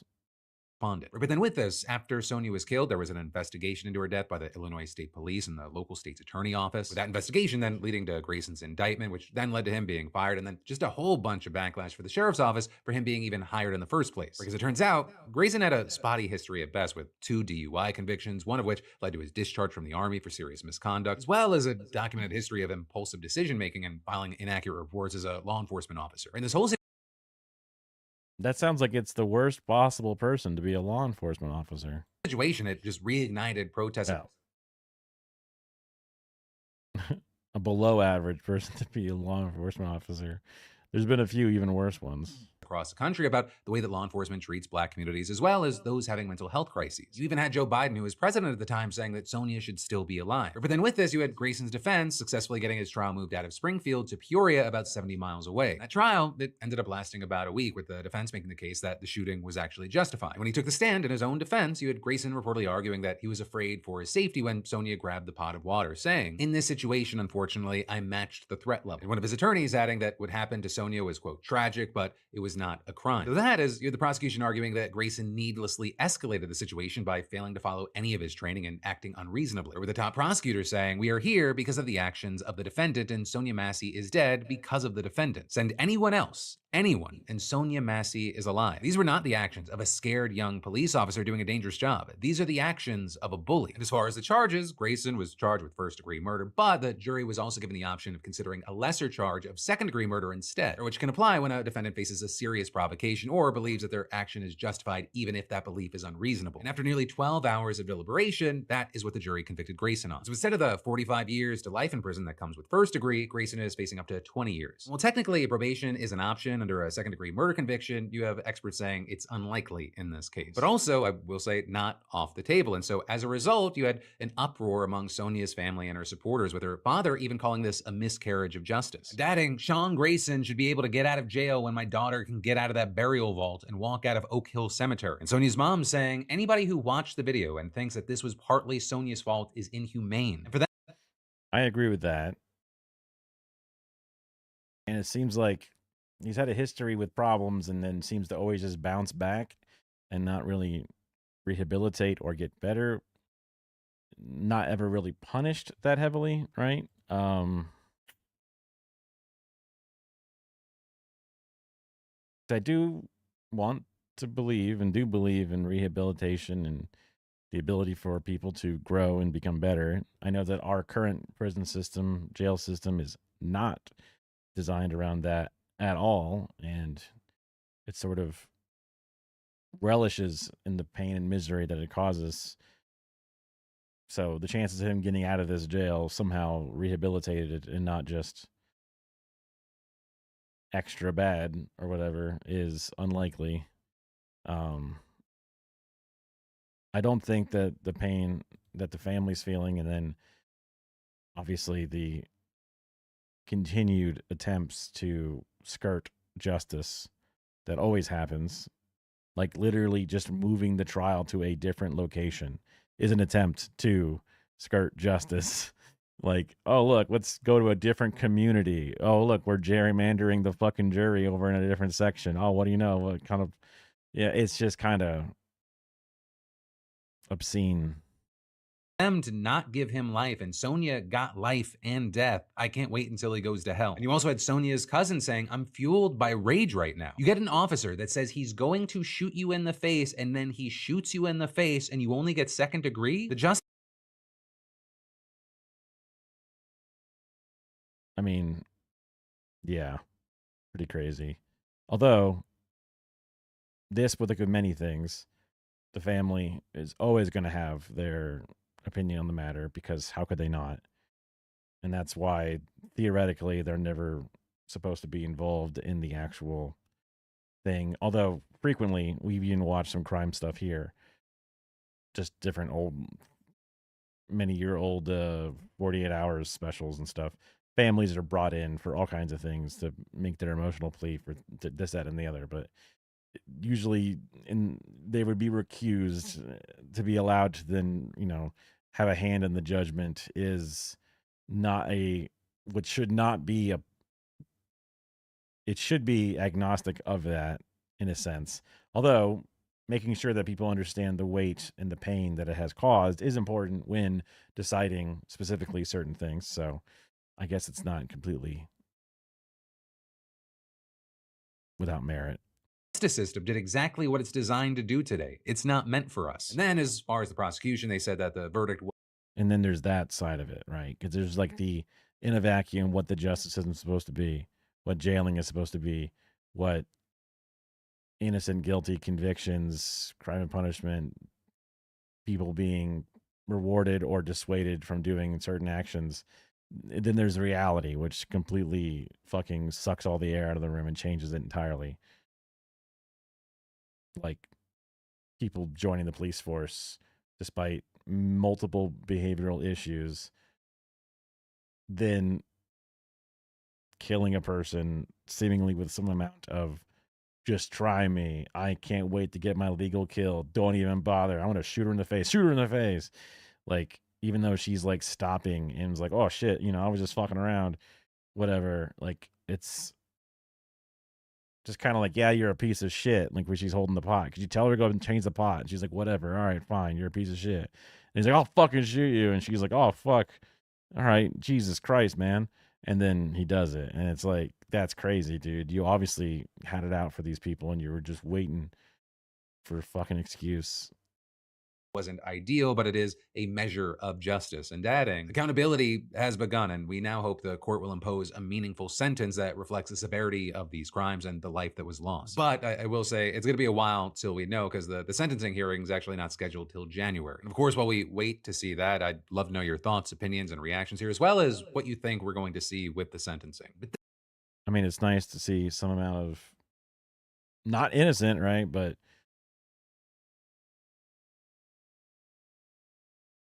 with the way that parole works, and also the lack of his ability to get out, and also his egregious positioning to begin with, 40 seems like maybe it would be better. I don't know, right? Like, the whole point of removing them from society is to remove them from society so they don't cause damage, and then the keeping the time limit short or to some extent ending, is so that way they can then become beneficial members to society in whatever way they can. But if we don't do a good job of making that person a beneficial member of society, and they've shown to be lethally dangerous, then it's kind of like you just have to let them stay in there until they're harmless. But guns. Then finally today, I almost feel like I have a guest host because he did such a good job here. This morning, I spoke with Marquez Brownlee, MKBHD, for the In Good Faith podcast, which right now it's up. You can get the full hour-long thing. Links in the description. It's a really fantastic episode. We go super You talking about that fucking robot? tech, Apple, Tim Cook, AI, and jobs. We get personal, we get I guess not. YouTube. But what I'm going to include here and today's show on is him walking me through this whole controversy around this new $20,000 in-home robot servant situation. This is the pitch versus the reality. So the pitch is there's a 5'6" humanoid robot that lives in your house. And when you leave in the morning, it unplugs itself and gets off the dock and walks around and does your chores. It does the laundry, it does the dishes, it vacuums, it puts stuff away, it finds the remote between the cushions, it puts your keys back where they belong. Like it does everything. It's a nice little helper, and no matter how slow it does it, it's in the background. You're at work. It's doing all of this for you. Immense value, right? The reality is that requires an incredibly complex neural net and a model of your house and knowing all these household objects, and that doesn't exist yet. So there is also the ability for a teleoperator to come in and work through the robot to do these tasks for you, which represents obviously a totally different privacy situation, a totally different comfort level for a lot of people.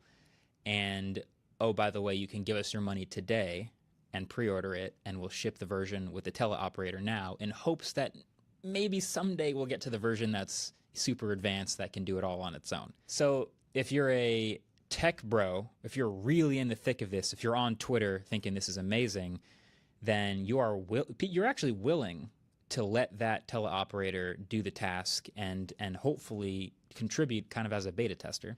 But if you're a little bit more unplugged, a little bit more of a normal person, you might say, this is an almost unfathomable product that should never be in your house. And what if it falls? And what if it lands on my dog? And what if it creeps out? What if it strangles me? Like, what? There's all kinds of questions people have that you just immediately think like a normal person. I did think about the strangling angle because somebody's going to strangle somebody. You're like, this sounds insane. That is where I'm going to end this video. Like, how secure is the connection between the operator or some guy in a van outside throwing on a Oculus Quest and then just putting the pillow over your face? You know what I mean? Though again, much more to watch, just a click away. The full hour of the newest episode of In Good Faith, this one with MKBHD. You can click or tap right here, or I got links in the description. Or tap. Yeah. All right. Let's get through some of the topics. I had a few different headlines up in here. Venezuela. Not a conventional dictator. We're facing a narco-terrorist structure that has turned Venezuelan territory, Venezuelan resources, Venezuelan institutions, and that turned them to the activities of a criminal cartel. And this language you use, narco-terrorism, this is exactly the language that the Trump administration uses. This is the lady that won the Nobel Peace Prize for being the opposition to the Venezuelan government. Very interesting that won the Peace Prize to be the now leader of the civil war. Is about Venezuela. And President Trump is saying after the boat strikes, the land will be next. Do you support? And then there was something about locking down the airspace between now and like March of next year. Support U.S. military strikes on the territory of Venezuela as part of what you call a process? I believe that the increase in pressure and the escalation that's taking place is the only way to force Maduro to understand that it's time to go. That was part of a revealing interview with Venezuelan opposition leader and Nobel Peace Prize winner Maria Corina Machado, discussing how U.S. military intervention may be the only way to remove Venezuelan President Nicolas. Well, here's your Peace Prize, and also here's your, I don't know, doctrine of war. Maduro from power. The interview comes as the U.S. is reportedly preparing to attack military targets inside Venezuela on land after a series of boat strikes in international waters in the Caribbean. A series of extrajudicial murders of random fucking fishermen, yeah. Machado spoke to journalist Michal Hussein on the new podcast that bears her name. It's Bloomberg's latest series that looks to make sense of the world with one essential conversation every weekend. And Michal, okay, what an ad. Also, CIA joins us now. She's also editor-at-large for Bloomberg Weekend. Essential conversation indeed. Give us a few of your takeaways, including very striking right there, a seemingly blessing of attacks on the home soil of her native land. Yeah. Thank you, Jonathan. I mean, she chose her words carefully, but I think the implications of what she's saying is pretty clear when she talks, as she does to me in this interview for my podcast, about this being the last chance or the last opportunity for Nicolas Maduro to leave Venezuela peacefully, or for that regime to come to an end peacefully. I think what she's really saying is that this is probably a last chance for a movement like hers to really get the United States to act in the way that it has long dreamed of doing. So it's a very timely conversation because she won the Nobel Peace Prize 3 weeks ago now, but since then, the situation between the US and Venezuela has only become more extreme. And let's be in no doubt that that military buildup, which is gathering pace by the day, appears to be the... I mean, Obama won the Peace Prize, so I don't know. I guess it's just not worth anything. Maybe it's good for, like, I don't know, science, fission, something else, but peace, yeah, it never seems to be all that much peaceful. Largest in the Caribbean since Noriega in 1989, so we're at a really pivotal moment. Yeah, an aircraft division is heading that way. It flies in the face of some long campaign promises from President Trump. People forget now, 2016 feels like so long ago, but he was elected in part because of his promise to pull out of Iraq and Afghanistan, to be done with these forever wars, U.S. military intervention. That really struck a lot of people. And yet here we are, potentially on the precipice of at least something in Venezuela. So my question to you is, if this indeed occurs, if there are strikes, maybe not boots on the ground, but strikes in the Venezuela mainland, how is that going to be received there? What happens? Well, the CIA has already been authorized to take covert action inside Venezuela. And if you just look at the boat strikes, which have been going on for the last 2 months, and I can see now that there's concern, as you aired today, even from Republican lawmakers on that front. These boat strikes have been incredibly striking. When they began, it looked like they might be a one-off, but the fact that they've continued, that dozens of people have been killed.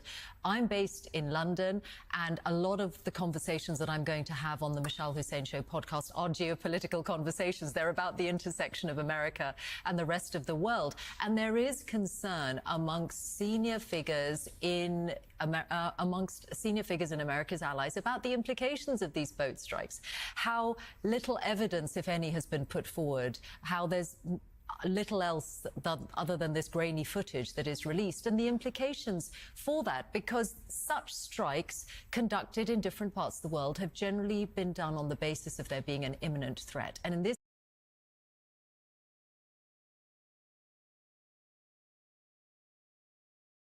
context, while of course the administration talks about the ongoing I don't know if it's just the way that she's phrasing everything and the way that, just the British accent, but it just sounds like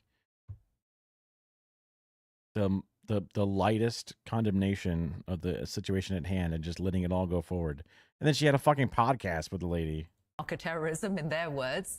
It's very hard to see what the imminent threat posed by those boats in the Caribbean might be. So I think they have very serious implications for America. I also did spend 8 hours video editing last night, and then a few hours talking and hanging out with Kara, and then starting the stream. And then, so the frontal lobe is a little numb and itchy, but, come on, lady, have some fucking pep in your step.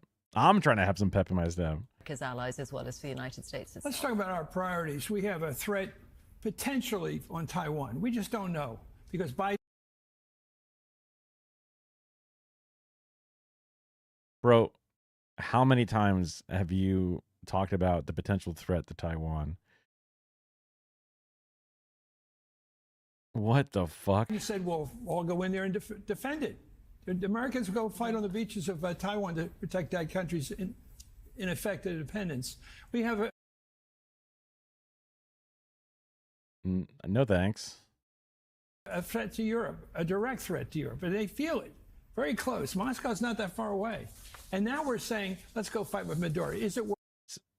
It's pretty close to about as far as you can get, other than literally exact opposite side. Worth it? Well, look, as far as Ukraine's concerned, I think we've seen over so many months Keir Starmer and others in Europe trying to move President Trump closer to where the Europeans would like him to be on that. But I think in terms of the choices President Trump has made so far in where he has chosen to exercise power, or as in the case of Venezuela, what he may or may not be building up to, I think from elsewhere in the world, there's also the perspective that he has chosen Venezuela and Iran, and these are very different, much easier targets in many ways to destabilize than China or Russia. In other words, bite-sized wars. All right, then Michal. Bite-sized wars. What is that, man? Do you want a war with China? What? Do you want a war with Russia?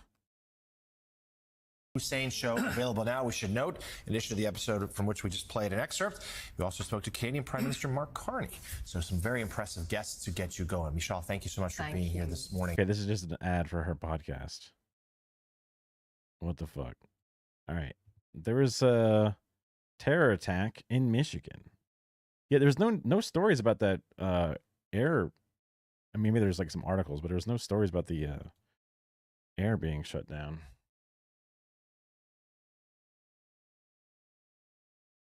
Patel says FBI stops potential terror attack in Michigan. When I first saw this, I'm like, Patel, incompetence, right? But let's see. All right, let's start with some breaking news out of Michigan, where FBI Director Kash Patel says federal authorities have stopped a potential terror attack. Police in Dearborn say arrests have been made. It's crazy considering like all the agents should be fucking out to being ICE for a while. The majority of the fucking places. Every law enforcement department, fucking even the post office, has somewhere around half-ish, whatever, right? I forget when and where I saw that figure. Maybe things have adjusted, but CBS News Justice correspondent Scott McFarland. Sometimes these are just honeypots, right? Sometimes these are just like people feeding a bunch of like, don't worry, kid, we'll sell some tannerite to you or whatever. Haha, we caught you sort of situations. Just that's what I've heard as a criticism in the past. So let's see. Also looking for an easy W right now to make themselves look like they're not completely incompetent. But is watching this. So Scott, what are you hearing? We've heard from the FBI in their Detroit field office, been talking to some of our sources in Southeast Michigan.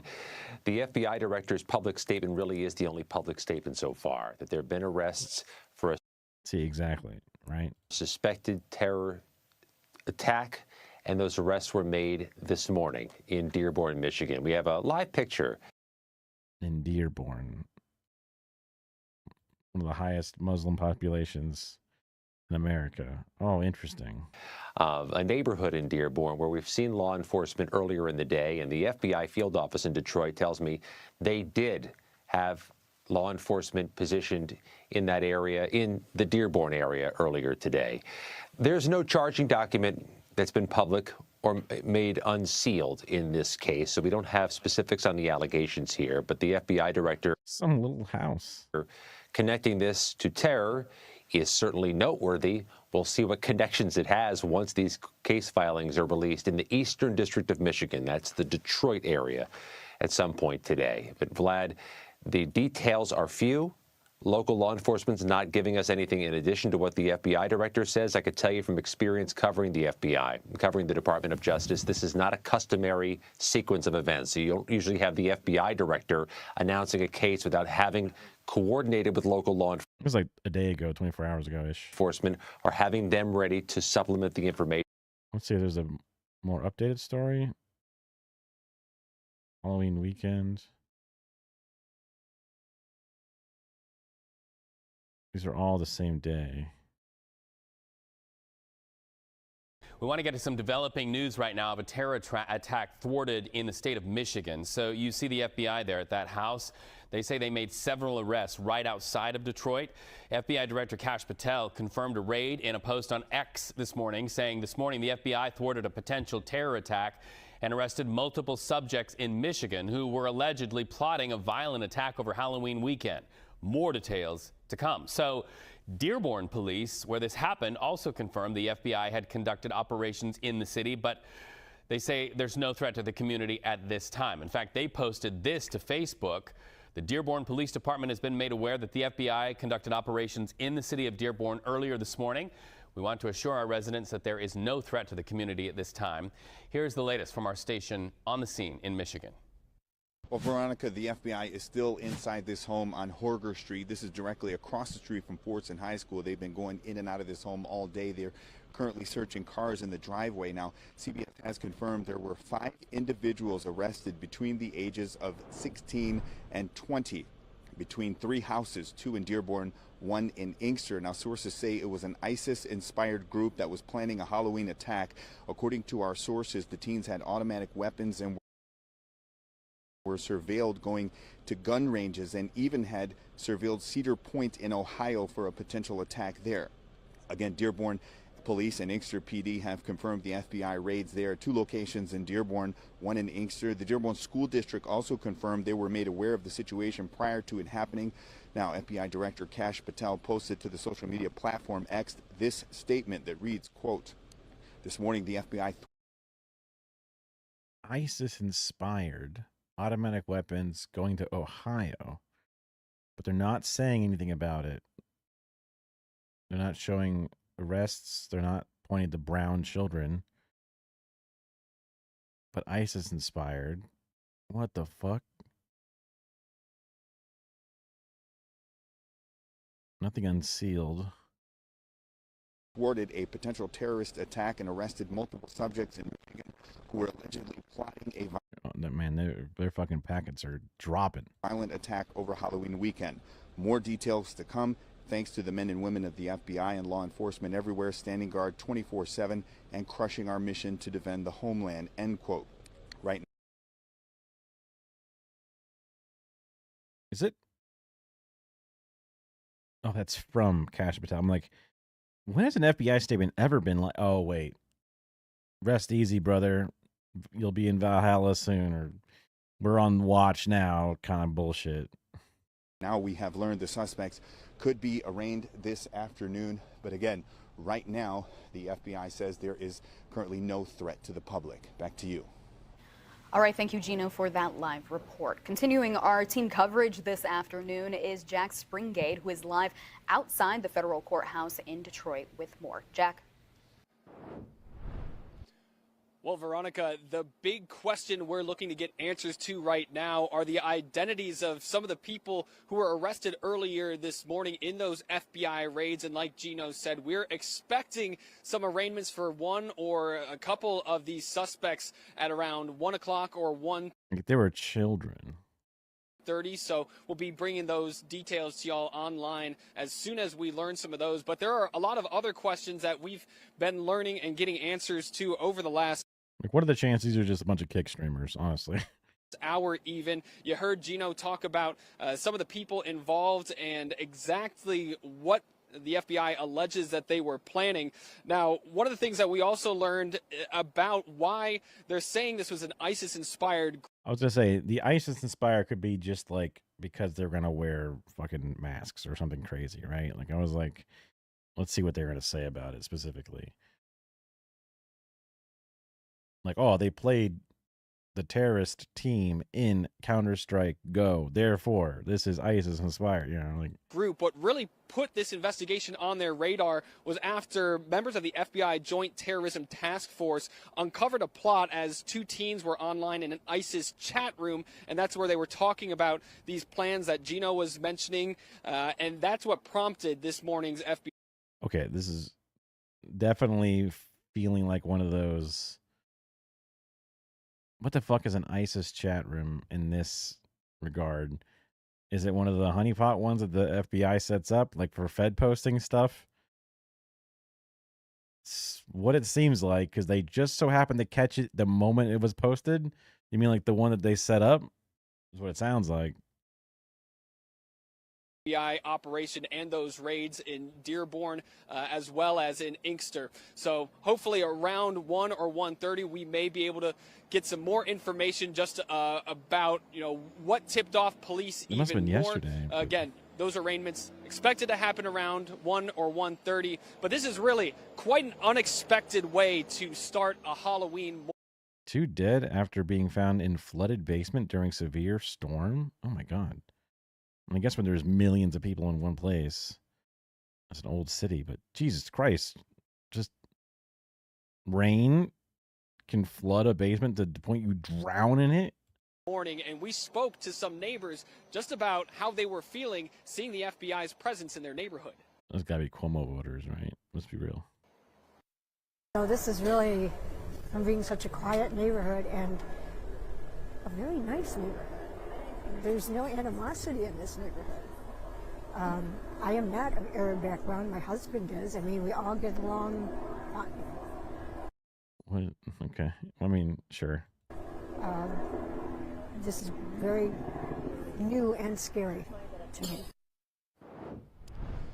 And this was quite the coordinated effort we're learning this morning, as well as not just, members of the FBI and Michigan State Police were on scene. This involved Gotta hate the fucking bit rate. He looks so fucking fuzzy.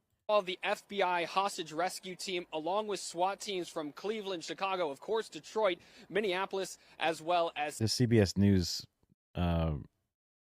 port is always just like fucking SD. Cincinnati. I'll be bringing you details up to the minute from the courthouse here as we learn more information coming from these arraignments this afternoon. But for now, reporting in downtown Detroit, I'm Jack Springate, CBS News Detroit. All right, so let's go to CBS News Justice reporter Jake Rosen following these developments from And same thing with this big green screen room, and also looks like shit. Washington. Jake, what are you learning? Well, Reed, like our colleagues in Detroit said, it appears that 5 people Okay, the audio guy also put it down a little bit, but between the ages of 16 years old, so obviously some minors involved in this, and 20 years old were arrested today across Dearborn and a couple other cities and towns neighboring that. Oh, they weren't all in Dearborn, huh? Very interesting to then specifically only target that one in the headline. For potentially plotting, or at least talking about plotting, a terror attack. Talking about plotting. Hold on, we're walking many steps back now. Attack in the coming days and weeks. How much of that plot was actually concrete and how much had actually been planned out? Our sources at CBS News have not been able to tell us much. It's very apparently, according to at least some sources, that there really was no full concrete plan for this attack, but at the same time, the FBI clearly had been monitoring certain individuals. Specifically, it appears like 2 teens who were in an ISIS-related or affiliated online chat room. At the same time, Reed, we know that potentially there could be court documents filed today. It's certainly possible that this is not filed and these cases are not actually built until over the weekend into Monday. Very, very interesting. Oh, this is a different story. Why did this one get pulled up? Well, I guess we did the paperwork first, so ICE or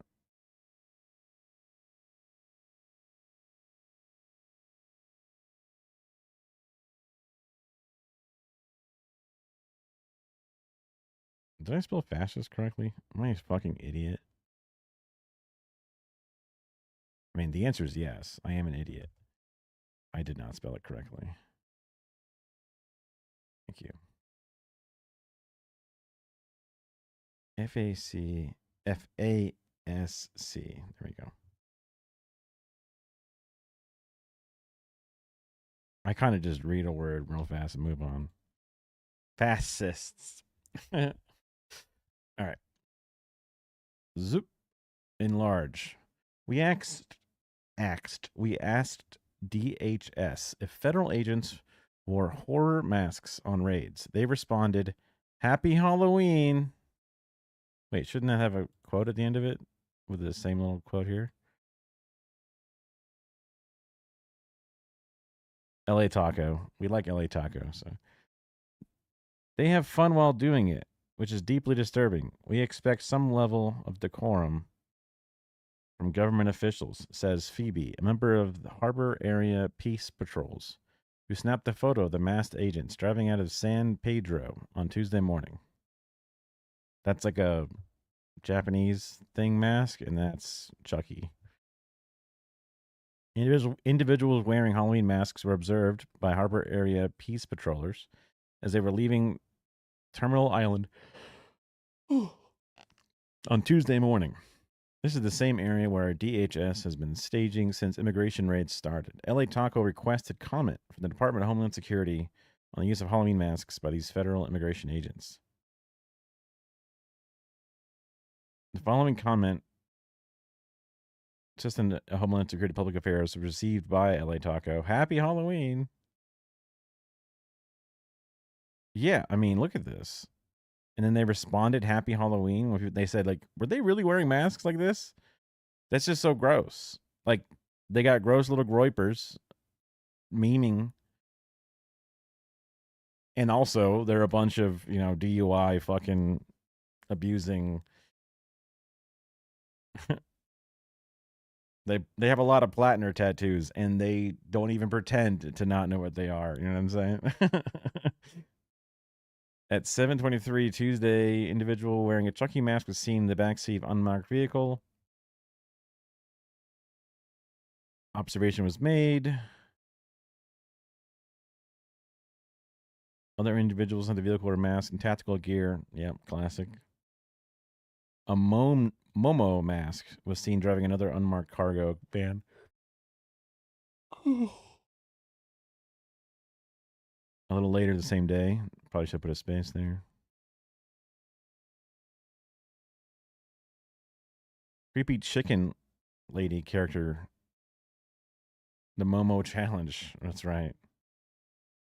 To take violent actions. Only an internet hoax. Yeah, that's classic. They were laughing as they were heading out. They have fun while doing it, which is deeply disturbing.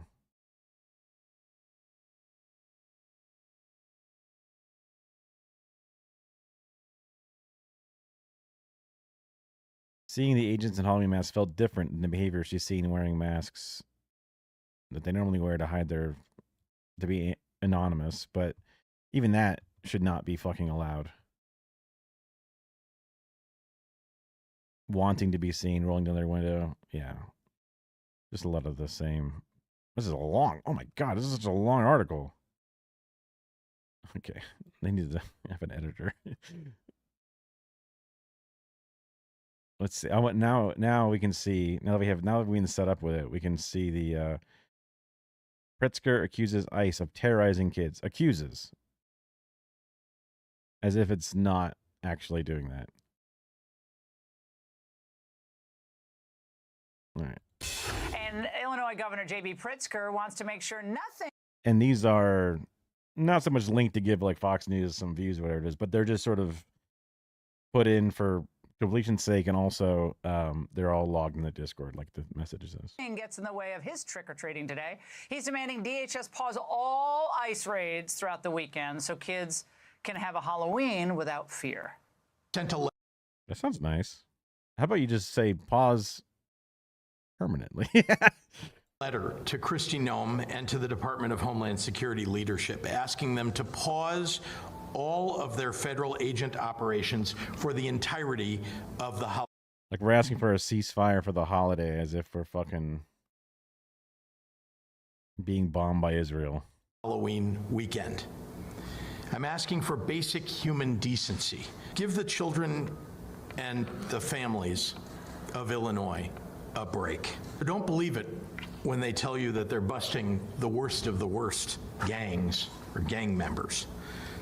They're attacking peaceful neighborhoods and terrorizing kids in Halloween parades. Nice try, pork chop, but it's not happening. Nothing is going to stop DHS from getting criminal. Well, going like nothing's gonna stop them, right? Like you're not even the person at hand being asked. So you just being like drooling, saying nothing's gonna stop them. Like you're not even the one in power. You're just fucking watching from the sidelines, but just with a smile on your face. Also, calling them pork chop, you don't sound cool because you're just a little drooling freak from the sidelines. You're too openly happy for what everyone sees as a disgusting thing. Aliens off the streets. Well, we're going to be out on the streets in full force and increase our activities to make sure kids are safe. We're going to be out there to make sure that they can be safe, enjoy the holidays, spend some time with their families. Are you going to like fucking arrest people for wearing masks on Halloween now too? And their neighbors and their communities, and they don't have to be the victim of a crime because of these illegal aliens that are in our country. What crimes are being committed on Halloween in years past with all of these illegals that statistically commit less crimes than a normal American citizen, normal air quotes, because they're as normal, if not more normal than the average American citizen. Victimizing them. Here to discuss, Jonathan Fahey, former acting ICE director, former federal prosecutor. Jonathan, first of all, I didn't. Wow, piece of shit. Wow. He kind of looks like a piece of shit, so it makes sense. God, what does he look like? It's like one of those penguins from Madagascar, but like evil. I didn't realize Halloween was now a weekend. Now it goes from Thursday all the way through Sunday, maybe Monday. But that's beside the point. Why is Pritzker always looking for a way to shield illegal aliens from their rightful judgment? Holy shit. You got to wipe the drool off your face. You're too fucking hungry for it. Have you not been satiated yet? Deportation orders acted upon by the federal government. What is it with him and the illegals? He wants to be president, and he knows the only way to be president is being for open borders and mass amnesty. And because that's what Biden and Harris said. I mean, that's what Reagan said, right?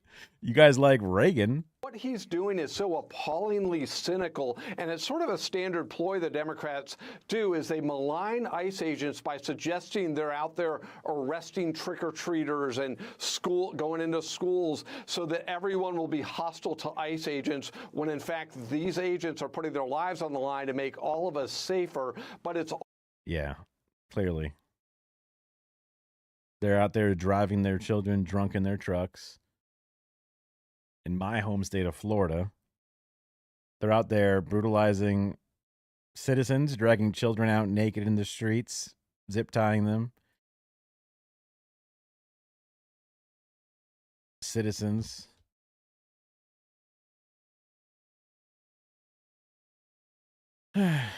They're deporting some of the best citizens we have, green card holders, people, work, student visas, etc. People who are just going through the actual legal ways to get through this fucking immigration system that we have made extra Byzantine for no reason.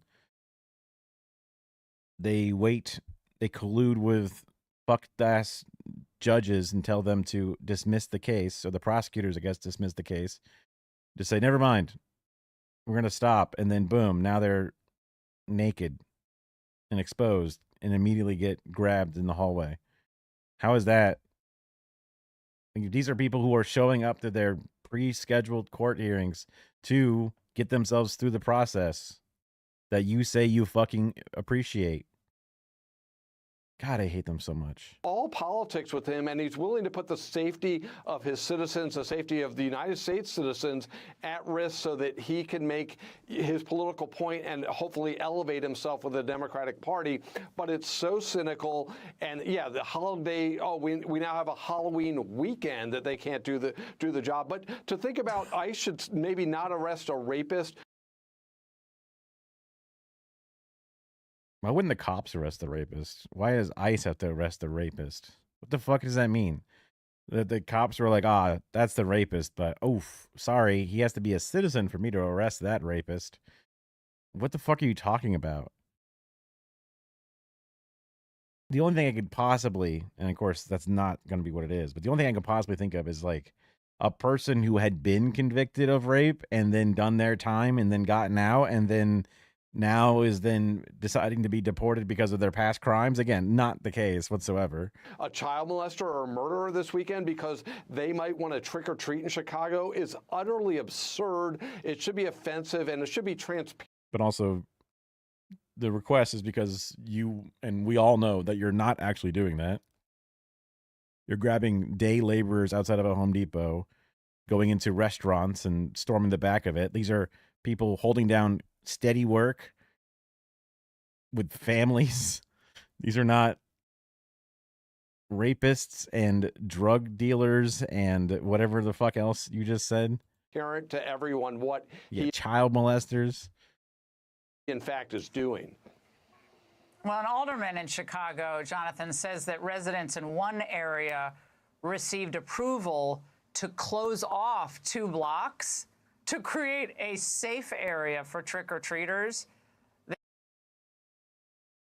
Well, cars are pretty dangerous and kids are walking around at night in sometimes dark clothing.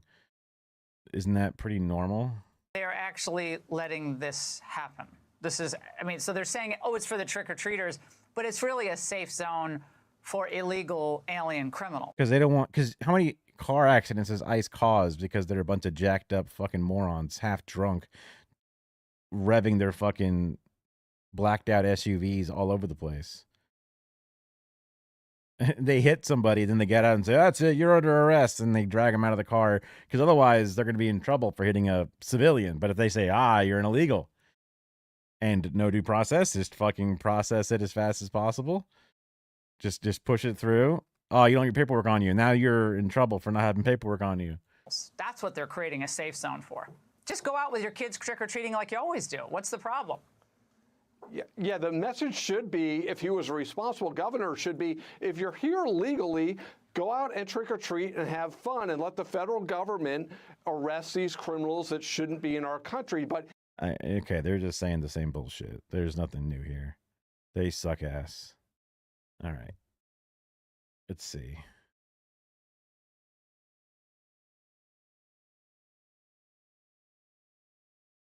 Let's do the Obama and the governor races thing.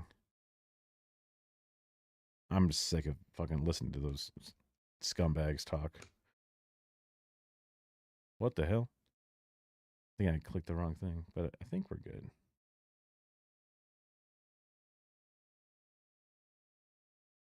Yes.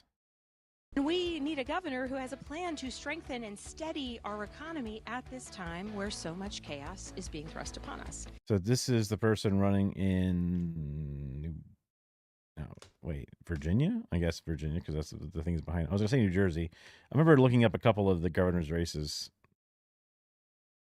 Pretty sure we're leading in all of them? And we can set...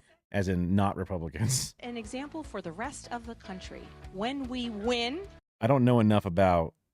if Obama's coming out of the woodwork, then this has got to be quite the fucking progressive.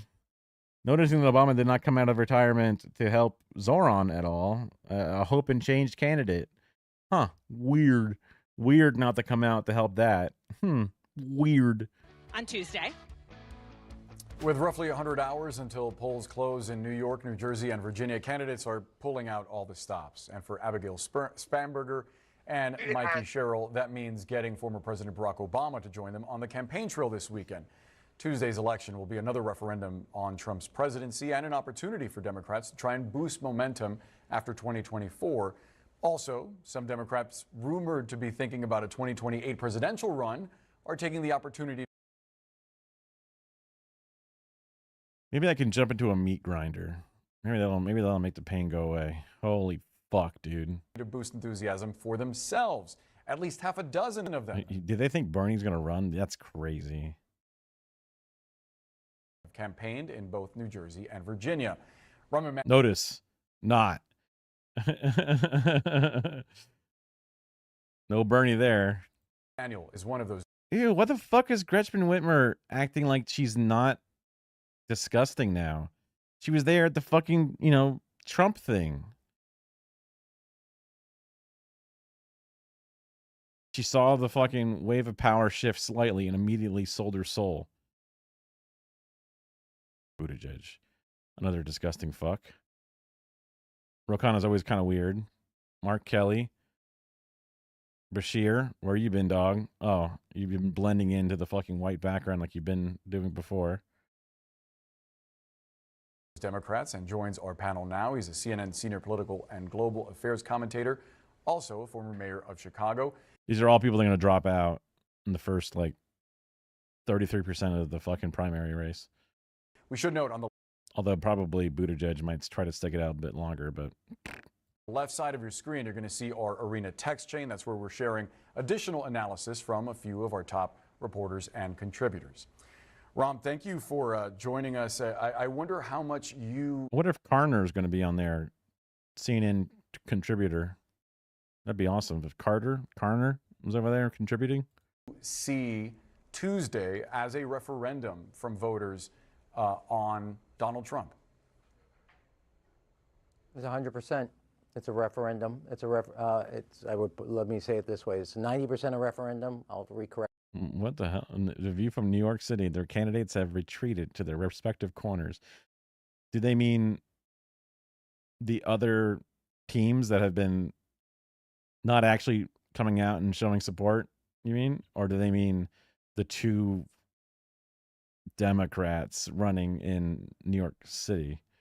I'm not sure what they mean by this. It could be lambasting the centrist Dems, or it could be, I don't know, just saying nothing. It tells you doesn't think the new faces are much help. Doesn't think the new faces are much help. Oh, you mean all those little faces? I see. Myself on Donald Trump, and maybe 10% on the governor that's sitting in the office right now.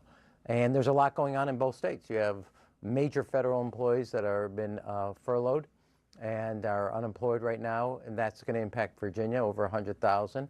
You have infrastructure projects, the tunnels and stuff, that have been canceled in New Jersey to New York because of the government. Hey, nice job getting out there at the graveyard shift. Hell yeah, represent late nights. Shut down, and so in both states, they have been impacted. Although today I'm a morning shift person, which is crazy. I was just working all night. So Donald Trump, whether his name is directly on the ballot, his stewardship is on the ballot, and it will impact the rest of his presidency. Our Isaac Dovera's new reporting. Oh, God.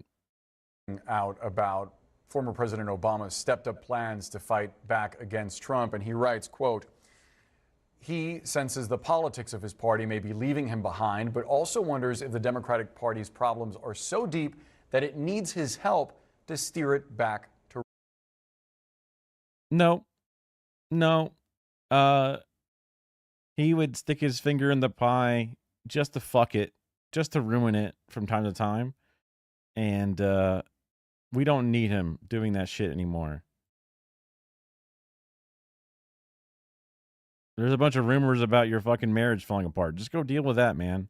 Go do your podcasts and just go live your fucking life like you want to do. Please ruin your legacy and do this shit. If you're actually going to go for it, then you're going to fuck it up, man. Because everyone pretends like you were fucking good. So, remind us, now that we all fucking pay attention now, how fucking dog shit you were. Relevance. Do you see the Democratic Party needing President Obama to steer it back to relevance? Well, I think President Obama, I haven't talked to him, but like all of us who've put our name on the ballot, there's nothing like winning. Ridiculous. Yeah, they're really rooting for him. They think it's, yeah, cope, mega cope. They're fucking crying.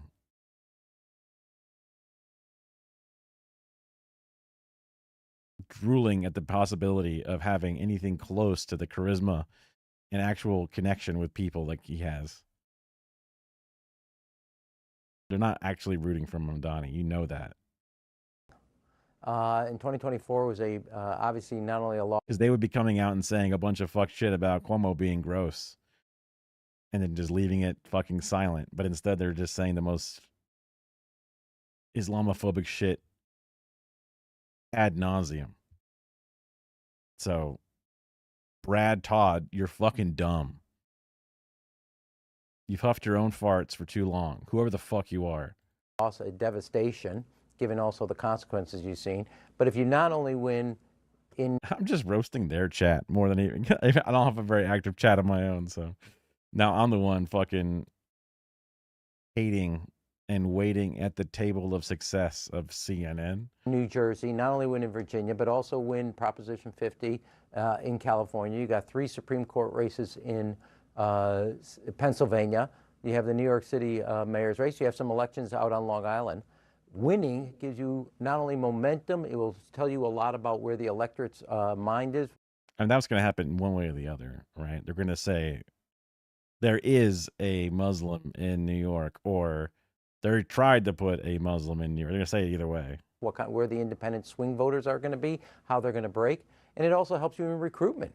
You have some races for the congressional. You fucking piece of shit. I fucking hate you, Van Jones. Are you going to go ahead and cry again? Go cry. And other races that still don't have candidates, if they're sitting on the fence and all of a sudden the Democrats have a great night, that tips the scales, and I've seen it firsthand myself. Looking at the latest polls... And I think... go ahead. Yeah. Go. No, I would say one other thing that will also happen, if the Democrats do as well as I think they will, you will see the government shutdown come to a pretty quick conclusion right after that. Elections have consequences, and people will realize this is not working. I think that will be particularly on the Republicans, and they will look for a solution with due speed. One of many angles to look at. So you have 2 somewhat different, very different Democrats running on Tuesday night. Both of them, though, leading their races by double digits. Zoran Mamdani in New York, Abigail Spanberger in Virginia.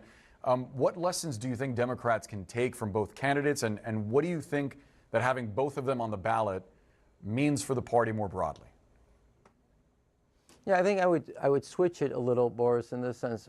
All 3 candidates are putting cost of living and affordability front and center. Don't be stealing his steez. Let's get it, Gloria. Fucking bring it back. Now, all 3 candidates have different solutions to how to address that cost of living, but the issue of what is affecting families, their ability to afford their standard of living, ability to pay for their kids' education, ability to basically not just achieve a middle class in the American dream, but not constantly struggle to retain it, is on the ballot. And they're speaking. Hell yeah. Yeah. See, all you need to do is hear my boy. Well, hear the boy. I'm not going to pretend that me barely doing one canvas is anywhere close to earning anything, obviously. But he's my boy in my heart. I've picked him as my boy. I'm technically older than him, so they take that. Because when you hear him speak, you're like, oh shit, this guy's awesome. Even when you like think of him as like a negative, you look at him and you go, oh, that's actually pretty fucking awesome. He seems pretty fucking genuine. The closest thing I could think is a little uncanny is when he sort of has to do like a bit of a smile because he can't show sadness and anger when people are spitting obscene racist shit at him, like from the debate stage, when he has to stand there and just smile and be like, okay, just eat it another day, you know? That's the only time it sort of feels a little weird because it's just, it feels wrong to just stand there and take that shit and not just go, what the fuck? How could you? I'm walking out of here. But if he did that, then he's weak and he's a snowflake or he's aggressive and a mad and angry Muslim or whatever. Like that would all come down hard. So he has to do that one thing. But when he goes to a facility to talk to people, that's different. He'll be able to look them in the eye and talk to them like a person. To that, and they understand it because it's front and center to the public. Therefore, it's front and center of your campaign. Now, how they address that, what are their policy positions on housing, healthcare costs, saving for your kids' education or your retirement, that's going to change, and because the economies in each of the cities or states is very different. Ram, please stand by. Lulu, to you, back to the question of Obama on the campaign trail. As Isaac Dover points out, please, Brad Todd, tell me how Mamdani could become a lightning rod. How he could be. He can be. Well, you know, if he does what I think is right for him, he could. If he says more fucking centrist shit. If he says he'll go and kiss Israel. a child born the day before Obama was elected is now old enough to vote. I mean, how difficult is it for the party to rely on someone like Obama to steer them toward the future and try to win elections, when in many ways he doesn't exactly represent where the energy in the party is right now, given Zoran Mamdani and Bernie Sanders and AOC on their oligarchy tour? So first of all, wait a minute. He's like, come on, Cuomo, make better ads. Come on, Cuomo, come on. Stop. You're so gross. Oh my God, you're evil. Stop. I want you to beat Mamdani, says Van Jones. See, the problem is Zoran's not left enough. He was a Maoist third worldist at one point. Secretly, it's coming back out, and he's like, what? You said cops play an important role? Disgusting. Get him out of here. I need Cuomo to come in. Make me feel old. Was not my intent. Yeah, so yay you. And I mean, being a woman in television would be tough, I guess, because of the patriarchy, etc. But I guess she's just joking. She's just joking. And that's actually the problem, right? Because Obama is of a different era. And in the interim, what he has been doing is Netflix deals. His wife has a lovely podcast. She's now got a book out about her outfits. I mean, they have become I haven't really seen them together so much anymore. Interesting. Sort of influencers, if you will, and they haven't been in the political arena, I think, in the same way. And so while he still has star power and star wattage, that is not the future of the party. The Democratic Party needs to figure out what it is going to be. And, you know, everyone can identify what the problems are in this country. We know affordability is the problem. We know that healthcare is the problem. We know that jobs are increasingly a problem. How do you deal with that? How do you resolve those issues? And what I continue Socialism. hear, and we heard it earlier in the program, Or democratic socialism. We can start out small. Here from Hakeem Jeffries, is Trump, Trump, Trump, Trump, Trump. And that only gets you so far, I think. What? When have you heard Hakeem Jeffries say Trump other than Trump's too powerful, I can't do anything? So he sits on his hands and shoves them so far up his ass, he's going to give himself a goddamn colonoscopy. What do you mean you've heard him say Trump, Trump, Trump, Trump, Trump? What? Jonah? Yeah, I think we put a little too much emphasis. If Mamdani wins, his army of volunteers will stick around to push the city council. Yeah.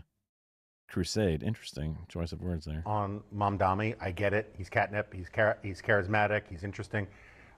Bernie Sanders and AOC, they're not being invited to campaign in Virginia. They're not being invited to campaign in New Jersey.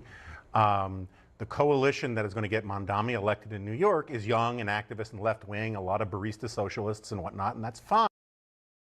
I've never heard of that term before. What? What does that mean? That sounds like it's a derogatory. Fine. But, you know, Harris carried, as Brad Todd was saying in our chat thing, Harris carried Virginia and New Jersey by 6 points. New Jersey, one of the bluest states we've ever had in general. 6-point lead. It's like saying you won California by 6. You know what I mean? Like, obviously the margin's different, but like, bro, she sucked. She lost like all the swing states. What the fuck, man? You're gonna be like, oh, see, they gotta really bend the knee to the fucking lightning rod that was Kamala's run. And that's a good number to look at about how much of this is going to be a referendum on Trump, is like how much do they overperform that? Yeah. But they are also the fucking boring centrist ones that don't have the fucking pull. God, it fucking pisses me off so goddamn hard that the Democratic Party is like, I don't know, maybe Cuomo wants to stay in it. Like, they should be like, we're Democrats. They won the primary. You fucking lost. Get the fuck out of here. If you run as an independent, your name is goddamn mud and anything. And if you ever have any fucking bigger, you know, if you ever got hungry eyes for anything else that exists out there, you should fucking stand out. Like, you'll never be allowed to run for anything with a D next to it. We will fight against you, right? The fact that he could come out there as a disgraced governor and then say, you know what, vote blue no matter who, but, you know, maybe not him, though. Maybe me, even though I lost already in a fair fucking fight. Not even like a fucking Obama comes in to like coalesce the opposition against you. Not even like, you know, winning the fucking most votes, but then still somehow losing the primary like Bernie did, right? In certain spots or whatever. The media machine is constantly against you all the way anyway.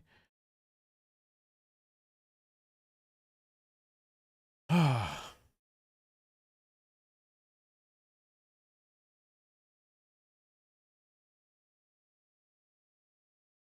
permanent crusade by a socialist with a bunch of spoiled laptop warriors is a bad term for Democrats nationwide. Brad, are you a Republican?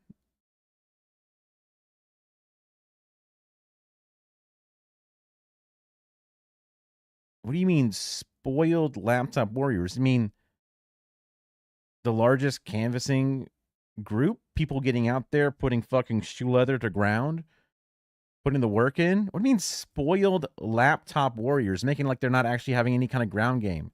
I mean, like they're not actually, like nobody knew who his fucking name was. Half the people on the panel can't even fucking pronounce it. And then he won by its like an extreme margin on the first round of the fucking primary. Well, I think may have technically gone to the second round, but whatever, man. Like, got more votes than fucking Eric Adams did in the first round than he did the entire thing.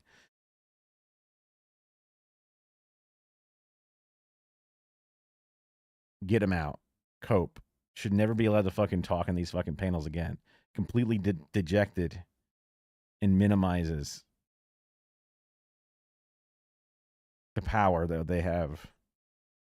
Disgusting. You're going to be watching this closely, I imagine. Of course. Oh. It's almost as infuriating as watching the Fox News shit, but they're pure evil. They're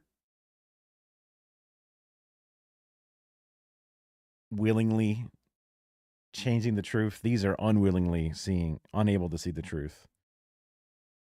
Because it would hurt them too much to realize that they're fucking wrong. Ron. Oh, Ron? No, I think Jonah makes a point is, I would kind of disagree with the assumption that all the energy is quote unquote on the left. And just take a look at the New Jersey primary. There were 6 candidates. That's a safe attack.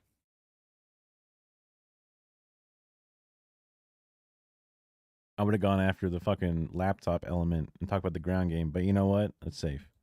Yeah, the mayor of Newark, the mayor of Jersey City, the president of the teachers union, and the most conservative candidate gets over 30% of the vote in a 6-way race. That was also true in the Virginia congressional race.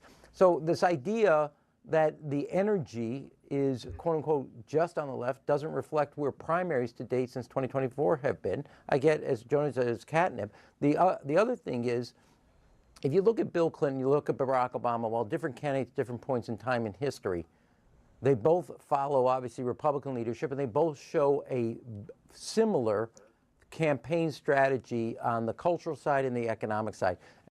I don't know enough about the Virginia one, but I'm basically going to go off of the idea that Brad is such a fucking moron that it's probably the exact opposite of what he's seeing here. And then Democrats disparage them, and then they go to the desert for X years, and then they have to come back and relearn the same lesson of how you win national elections by being right down the center with, not only mean just ideologically, but with the American people on both the values that make up their family life and also the values that surround the economic strategy to put the middle class at dead center of your priorities. Can I just say something? Ron, the only thing I'll say about that is that of course you're right.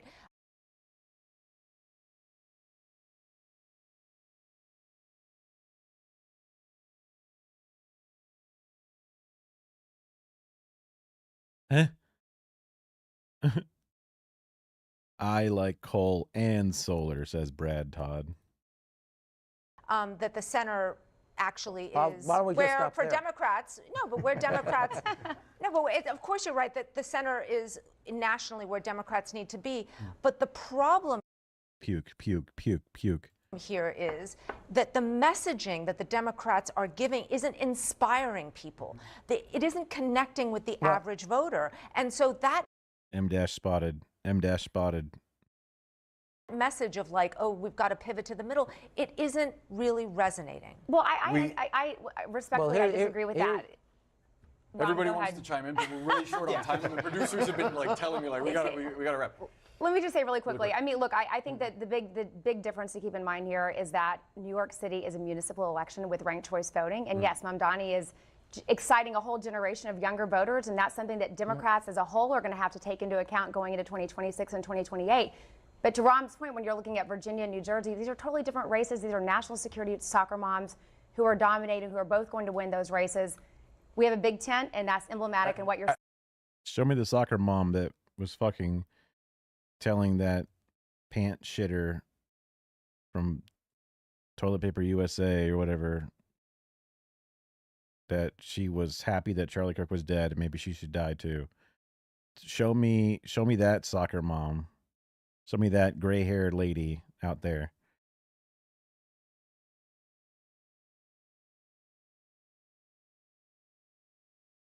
CNN, this panel couldn't be more fucking disconnected and stuck in the past. And it was a losing message in the past as well, but they're just stuck with that same one. At the risk of getting beat up, because we only have like 10 seconds. Michael, 2026. Just really quick. 2026 is going to be a referendum. If you look at how close the gubernatorial race has gotten in Virginia, you're talking about 1 point within the margin of error. I'm not necessarily certain this is a rebuke on Donald Trump, as it is more so a state flipping back.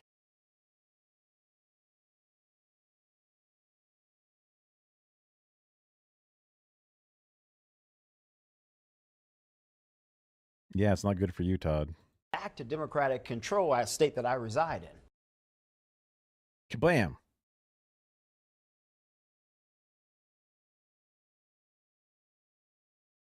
What is this? Okay, so this is about New Jersey, where they stand right now. So the latest Fox News poll in New Jersey. Oh, this one's quick. Has Democratic nominee Mikey Sherrill with a lead over Republican Jack Ciattarelli that's just outside the margin of error. National correspondent Brian Yennis is following that race. Oh, it has grown, I guess, according to your own poll. For us tonight. Good evening, Brian. Shannon, good evening. Republican Jack Ciattarelli voted early today in person, and he's encouraging supporters. In person? Well, usually people running will vote in person because it's not much of a photo op, and they're like in their underwear putting mail in the mailbox like, huh? Oh, yeah. Hey. To do so as well. This is Ciattarelli's third time running for governor, but the first time he's running as a pro-Trump candidate. Back in 2021, polls had him down double digits going into Election Day. Wow, he's got no convictions and a loser. Wow. He lost by just 3 points. This time, he says the energy is different. The most important factor is there's a lot less indifference this time around. Back in 21, I had too many people inside New Jersey, including Republicans, and people around the country didn't think I had a shot in hell. They now know differently because of our performance at 21. Hey, I lost in 21, but I didn't lose by as much as I am down at the polls now. So that means I got room to grow. A new Fox poll finds 64%. What is this picture? They use this picture all the time. They love it. Makes them look old as fuck. % of supporters for Democrat Mikey Sherrill are voting in part to express. Cheryl supporters, 1%. That's crazy. You kind of would like to see that better, which probably means this Cheryl lady may not be that. It must be the most centrist fucking dog shit Democrat, just based on that. Because like AOC voters would vote for AOC and Trump because they want a person that they think will help them and will fight for working and middle class people. They think Trump will because they're dumb. But you want them to at least, because like, opposition to Trump is obviously a gigantic one in general for the guy that's out there fucking voting for, saying that he loves Trump now, whatever. It makes complete sense to go, okay, well, since he says he likes it, I'm going to go against it. President is not a factor for the Republican governor. Is kind of funny there, actually, because like he switched parties and changed up his whole fucking his whole look, and it's like most people are like, we don't care about that, but the fact that like you're not sticking to your guns, interesting. I mean, it makes it sound like he was not pro-Trump when he went before, which makes him sound anti-Trump, but they don't want to say he was anti-Trump because it makes him sound gross. So they just say he's now first-time pro-Trump. So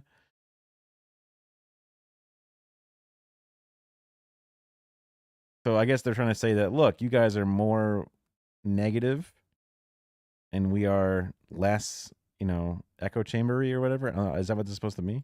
Opposition to President Trump. Cheryl's betting a campaign focused on an anti-Trump message will drive up vote. Ew.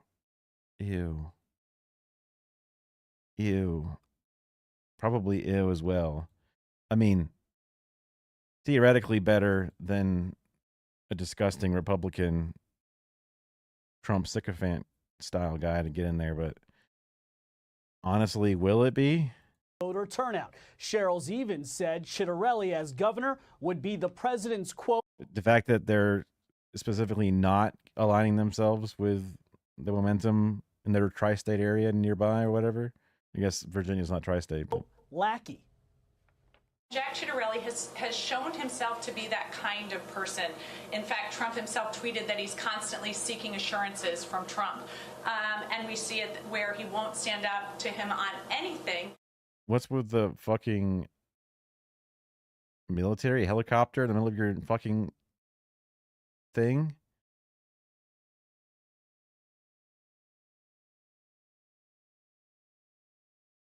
Oh, this is New Jersey.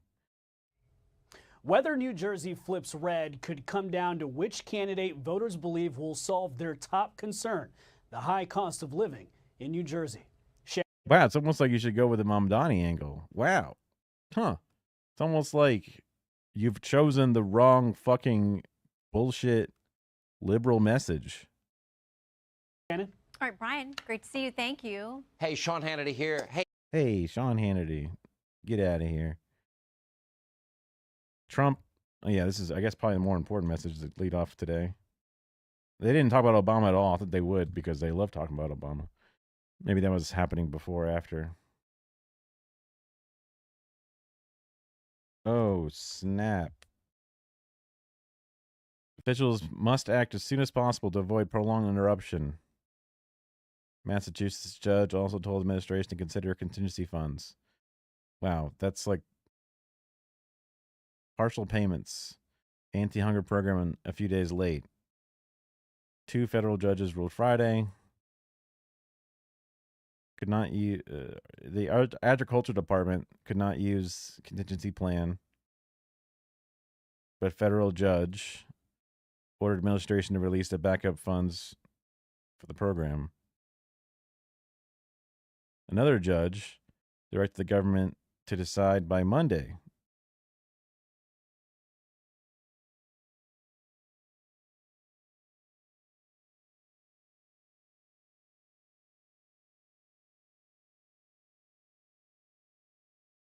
They did not immediately respond. Posted on social media. Clarify with the courts how to get SNAP funds out as quickly as possible, blaming Democrats for any delayed payments.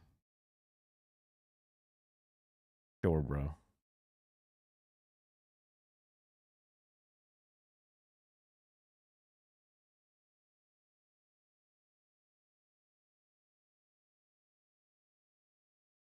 Okay.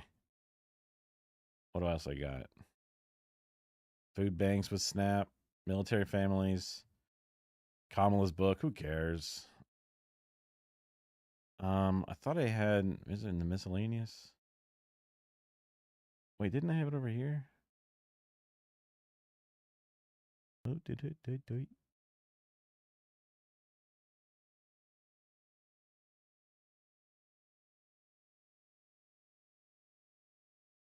Maybe I moved it over already. Let's see. I think.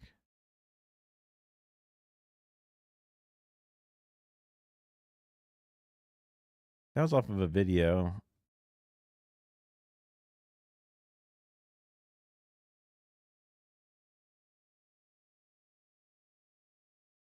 Roller coaster seatbelt. Yeah, that's crazy. I had like a weird copter thing. Huh?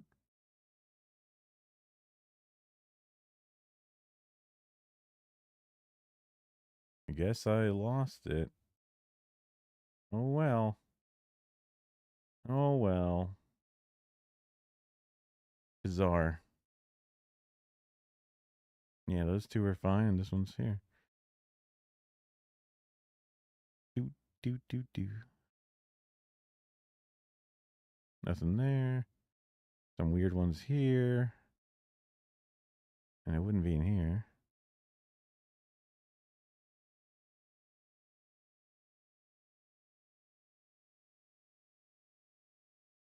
Let's see this one. It might be the last one since I haven't had a chatter in quite a while. Makes sense to not sit here with nothing. And I'm tired as fuck because I was up all night.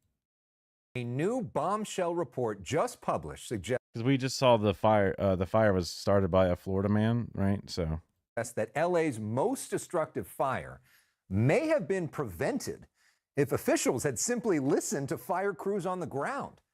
A reminder what we're talking about here. The Palisades fire last January killed 12 people.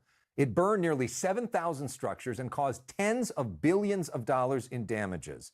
because it was started by a guy or near a guy, apparently. Because it doesn't even say that he lit it. It's just that the fire was just started or just happened. And he was doing his best to call 911 the entire time, multiple times. And then they made him in trouble over it, which makes no sense to me. Because they put that fire out after he called a bunch of people.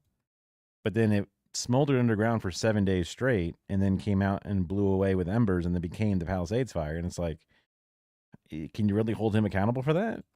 Federal prosecutors believe the massive fire that grew on January 7th was actually caused by a smaller fire from January 1st. Right. That crews thought was out, so they left the scene.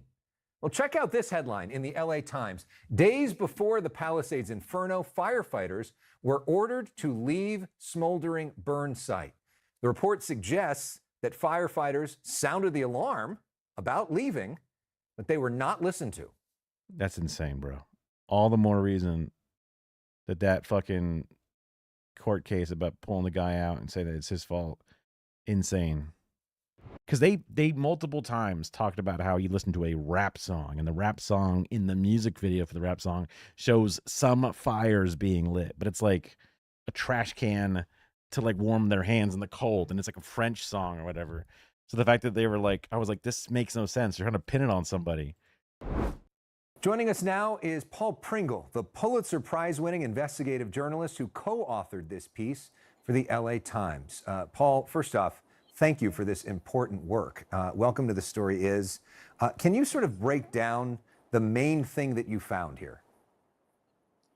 Yes, what we found is that the firefighters on the ground of the January 1 fire the next day were ordered to pack up their hoses and leave by their battalion chief, even though they said the ground is still smoldering in places, rocks are hot to the touch, their tree stumps are smoking or are also hot to the touch. And that's what they did. They did as they were ordered. They left the scene. And as the federal investigation determined later, and that people had suspected for months, when the winds arrived on January 7, it picked up those embers that were left behind on January 2nd and caused the Palisades fire. So why were they ordered to leave? Why did nobody listen to them? We don't know, because the people we've reached out to with that question have not responded to us. Hey, why did you do that fucked up thing? Why did you fuck it up so bad and cause one of the worst things to happen in this area in a long time? Left on red. Oh, well, I guess they didn't do it then. I don't have a good answer for that. Everyone we've spoke to said they should not have left, should not have been ordered to leave. And, that's to stay there longer and to watch that burn scar and to keep your hoses out, that's routine, routine practice.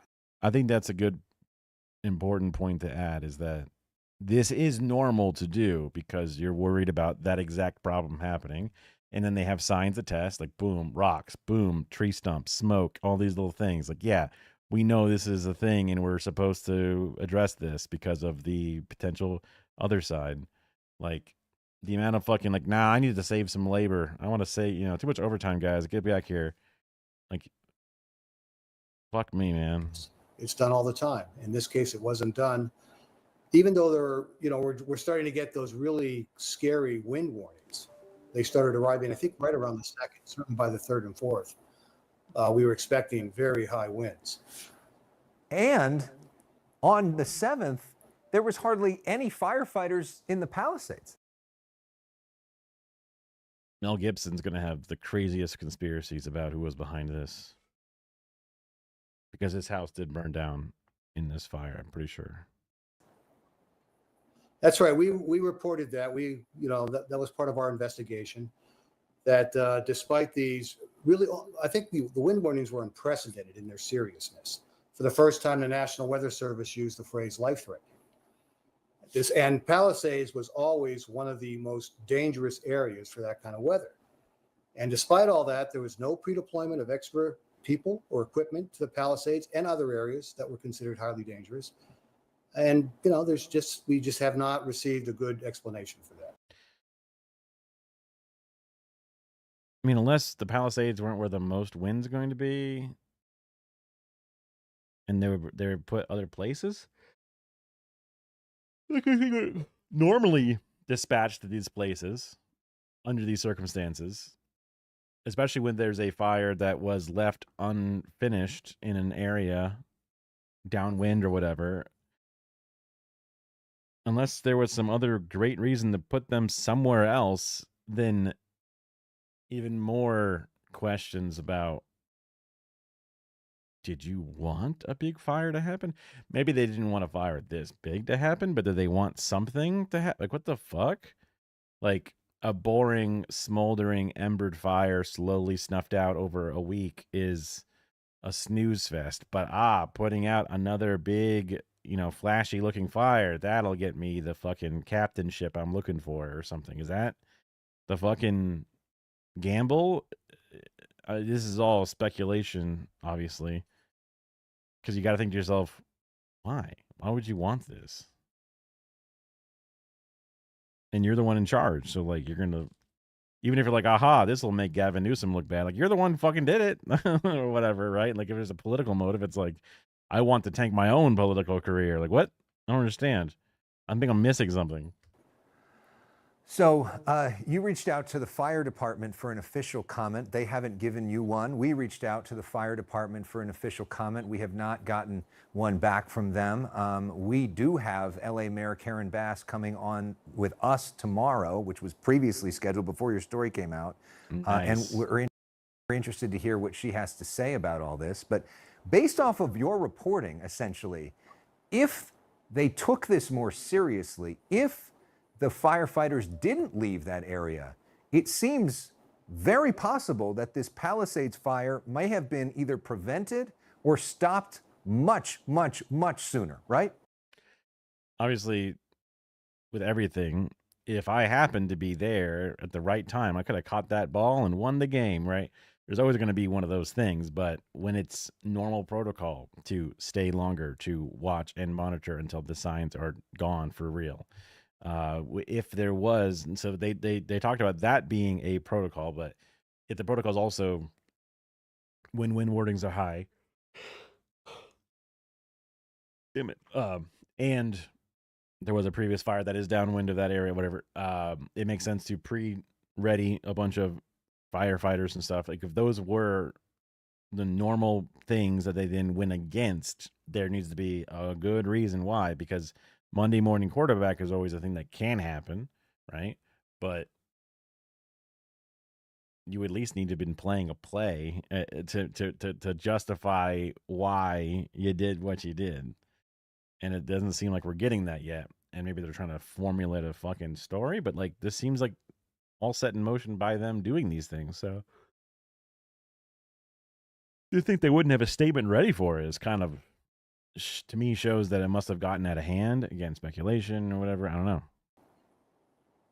Well, that's what the experts tell us, the people who fight these fires and have fought them for decades. That's the whole point of staying there, that if there is a hidden ember, you knock it down before the winds arrive. It also gets back to the pre-deployment. That's why you pre-deploy a lot of extra firefighters and engines and other equipment, knowing those winds are coming, because in these kinds of fires, because of the winds, because of climate change, you got to get them when they're small. And all fires basically start very small. Paul Pringle doing excellent work at the LA Times, latimes.com. Subscribers can read his work right there. And obviously, this is going to be a big, big thing as part. Ask him if the Florida man should not be held liable for this. And instead, the negligence or the willful disobedience of the proper protocols is at risk instead. Part of the Southern California conversation for some time. Paul Pringle, thanks so much for your reporting. Thank you. Not trying to defend this random guy or whatever, but the way that they set him up seems so weird to me. Thank you for having me. Rick Caruso is a businessman and philanthropist. He ran against Karen Bass for mayor of Los Angeles last time around. He may do so again. He joins us live right now. Rick, welcome to The Story Is for the first time. Hey, thank you, Alex. Congratulations on your new show. It's terrific. Thank you very much. Your reaction to this new reporting from the LA Times? That was really bizarre. Well, first of all, I want to give a shout out to the LA Times. I mean, it's great investigative reporting. Paul's a great journalist. And this is why we need independent press, is to hold people in power accountable. So, but it's a devastating story because, as you reported and Paul just talked about, we now know very clearly, based on these text messages, that the fire could have been prevented had there been the right leadership involved. And certainly the LA Times is clear on the right leadership. Me. If only I was elected, you see. Putting into question the leadership at the fire department, at City Hall, at Mayor Bass. And I think for everybody who was impacted by this fires, it's really tough to read this article. What does accountability look like to you? Because you... I'm going to say it stops with the mayor. That's what I'm going to say. Oh, wait, that was the person I ran against. Well, What do you know? Previously criticized Mayor Bass when she demoted the fire chief. Do you now think about that differently? No, because Fire chief that fucked it all up and did everything, and she demoted him because he fucked it all up. No, actually, that was bad because I want to look good. So now that has to be bad. demoted the fire chief before there are any facts come out. We're almost a year into this. Do you think that's before facts came out? Do you think they didn't have facts they didn't make public? Now, there's been an after action report, and now there's this reporting going on. The after action report also. Because it's pretty easy to see, bro, they weren't there for the time period after. They just weren't dispatched to there. They were literally brought home under direct orders, coercion. And then they weren't pre-deployed. Again, those actions were not disseminated out at the timeline. I'm sure you can see a fucking history of the time. It's not like you needed to do that investigation and say, yo, you fucking broke protocol here. You didn't do these things that you always get done. But hey, I need to make it so that way she looks bad. And this might make her look bad. So laid out all the failures. It's been crickets, Alex. The mayor hasn't made a comment, a statement on it about the after action report. I don't know of any statement that was made after. Well, it's 9 p.m. right now. Is she going to bust out a thing about this thing that happened a year ago? After this article came out. I don't even like Karen Bass. I mean, but Rick Caruso is no better from what I've heard. It's an LA election, literally almost the exact opposite side of the country for me. Out in the LA Times today. So I think everybody should be held accountable in some form or fashion that failed in their leadership role. But I don't think that you should be firing somebody just to deflect attention. And I think that's what clearly she did at the time. I think what's more important right now is we need to have an independent commission. It reminds me back in the days, Alex, where after the Rodney King, the terrible beating, we had the Warren Commission with Christopher Warren, an independent commission that takes all of this information. We all need to know exactly what happened before the fire, during the fire, and after the fire. And then we need to make sure we have solutions to all of these problems so we make sure it never happens again. I mean, the fire department, which I called out years ago, has been underfunded for years. They didn't have. There was the defunding of the fire department or suspension of funds. And there was like this whole, technically it wasn't defunding, but like it's functionally defunding, right? Enough equipment. We didn't have the water because the reservoir was empty. We wouldn't have worried about any of that had they pre-deployed and if they would have stayed there. But we need to know everything that happened, and we need to make sure we fix it so it doesn't happen again.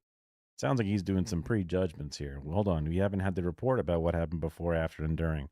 My man, why are you saying these things? Why are you trying to hold somebody accountable before the report's out? Didn't you just say? Because too many lives were destroyed over very, very bad mistakes and a lot of incompetency at a lot of different levels in the city. I don't know of another disaster that was so easily preventable that had so much damage attached to it in this country. Maybe there is, but I can't think of anything. You know, there are a lot of people watching this that are going to wonder about your future. You have said that you're considering running for mayor and running for governor, that you will make your decision when you make it. I want to see who's, what is Gavin moving over to try to run for president? Is that what's happening? I want to wait to see. But there are some people that are thinking about a third option, which is to run for the CEO of LA County, a job that's in place in 2 years, a brand new job. Does that sound appealing to you? No, it doesn't. I think it's an important job. It's a critically important job, but it's not the job that I'm thinking about. So, I focus my attention, and we have a team focused on the governor's race that we're looking at seriously, and the mayor's race looking at seriously. And I'm getting close to a decision. Things like this actually motivate me even more. Bro's got Christmas lights outside his house. It's kind of weird. Because I think I could bring some leadership to bear that. I'm checking. It's on Halloween, and he's got Christmas lights out. Yeah. Kara's like, you think I'm obsessed with Christmas? And I'm like, dude, that's crazy. It's like kids are still like eating the candy from trick or treating, and you're like, I mean, obviously he didn't do any of this. He paid a bunch of servants to get it done, and maybe it's even a year-long thing. I don't know. We need in the city or we need in the state and make sure that we don't have these kind of things happening again. And it's an honor to serve. And so how lucky would I be if I have the opportunity to do that? Well, there's a new West Coast-based show that would love to hear your decision first, so I hope you'll consider us. Rick Caruso, thanks so much for You got joining a us deal. Crazy. tonight. We appreciate it. Huh.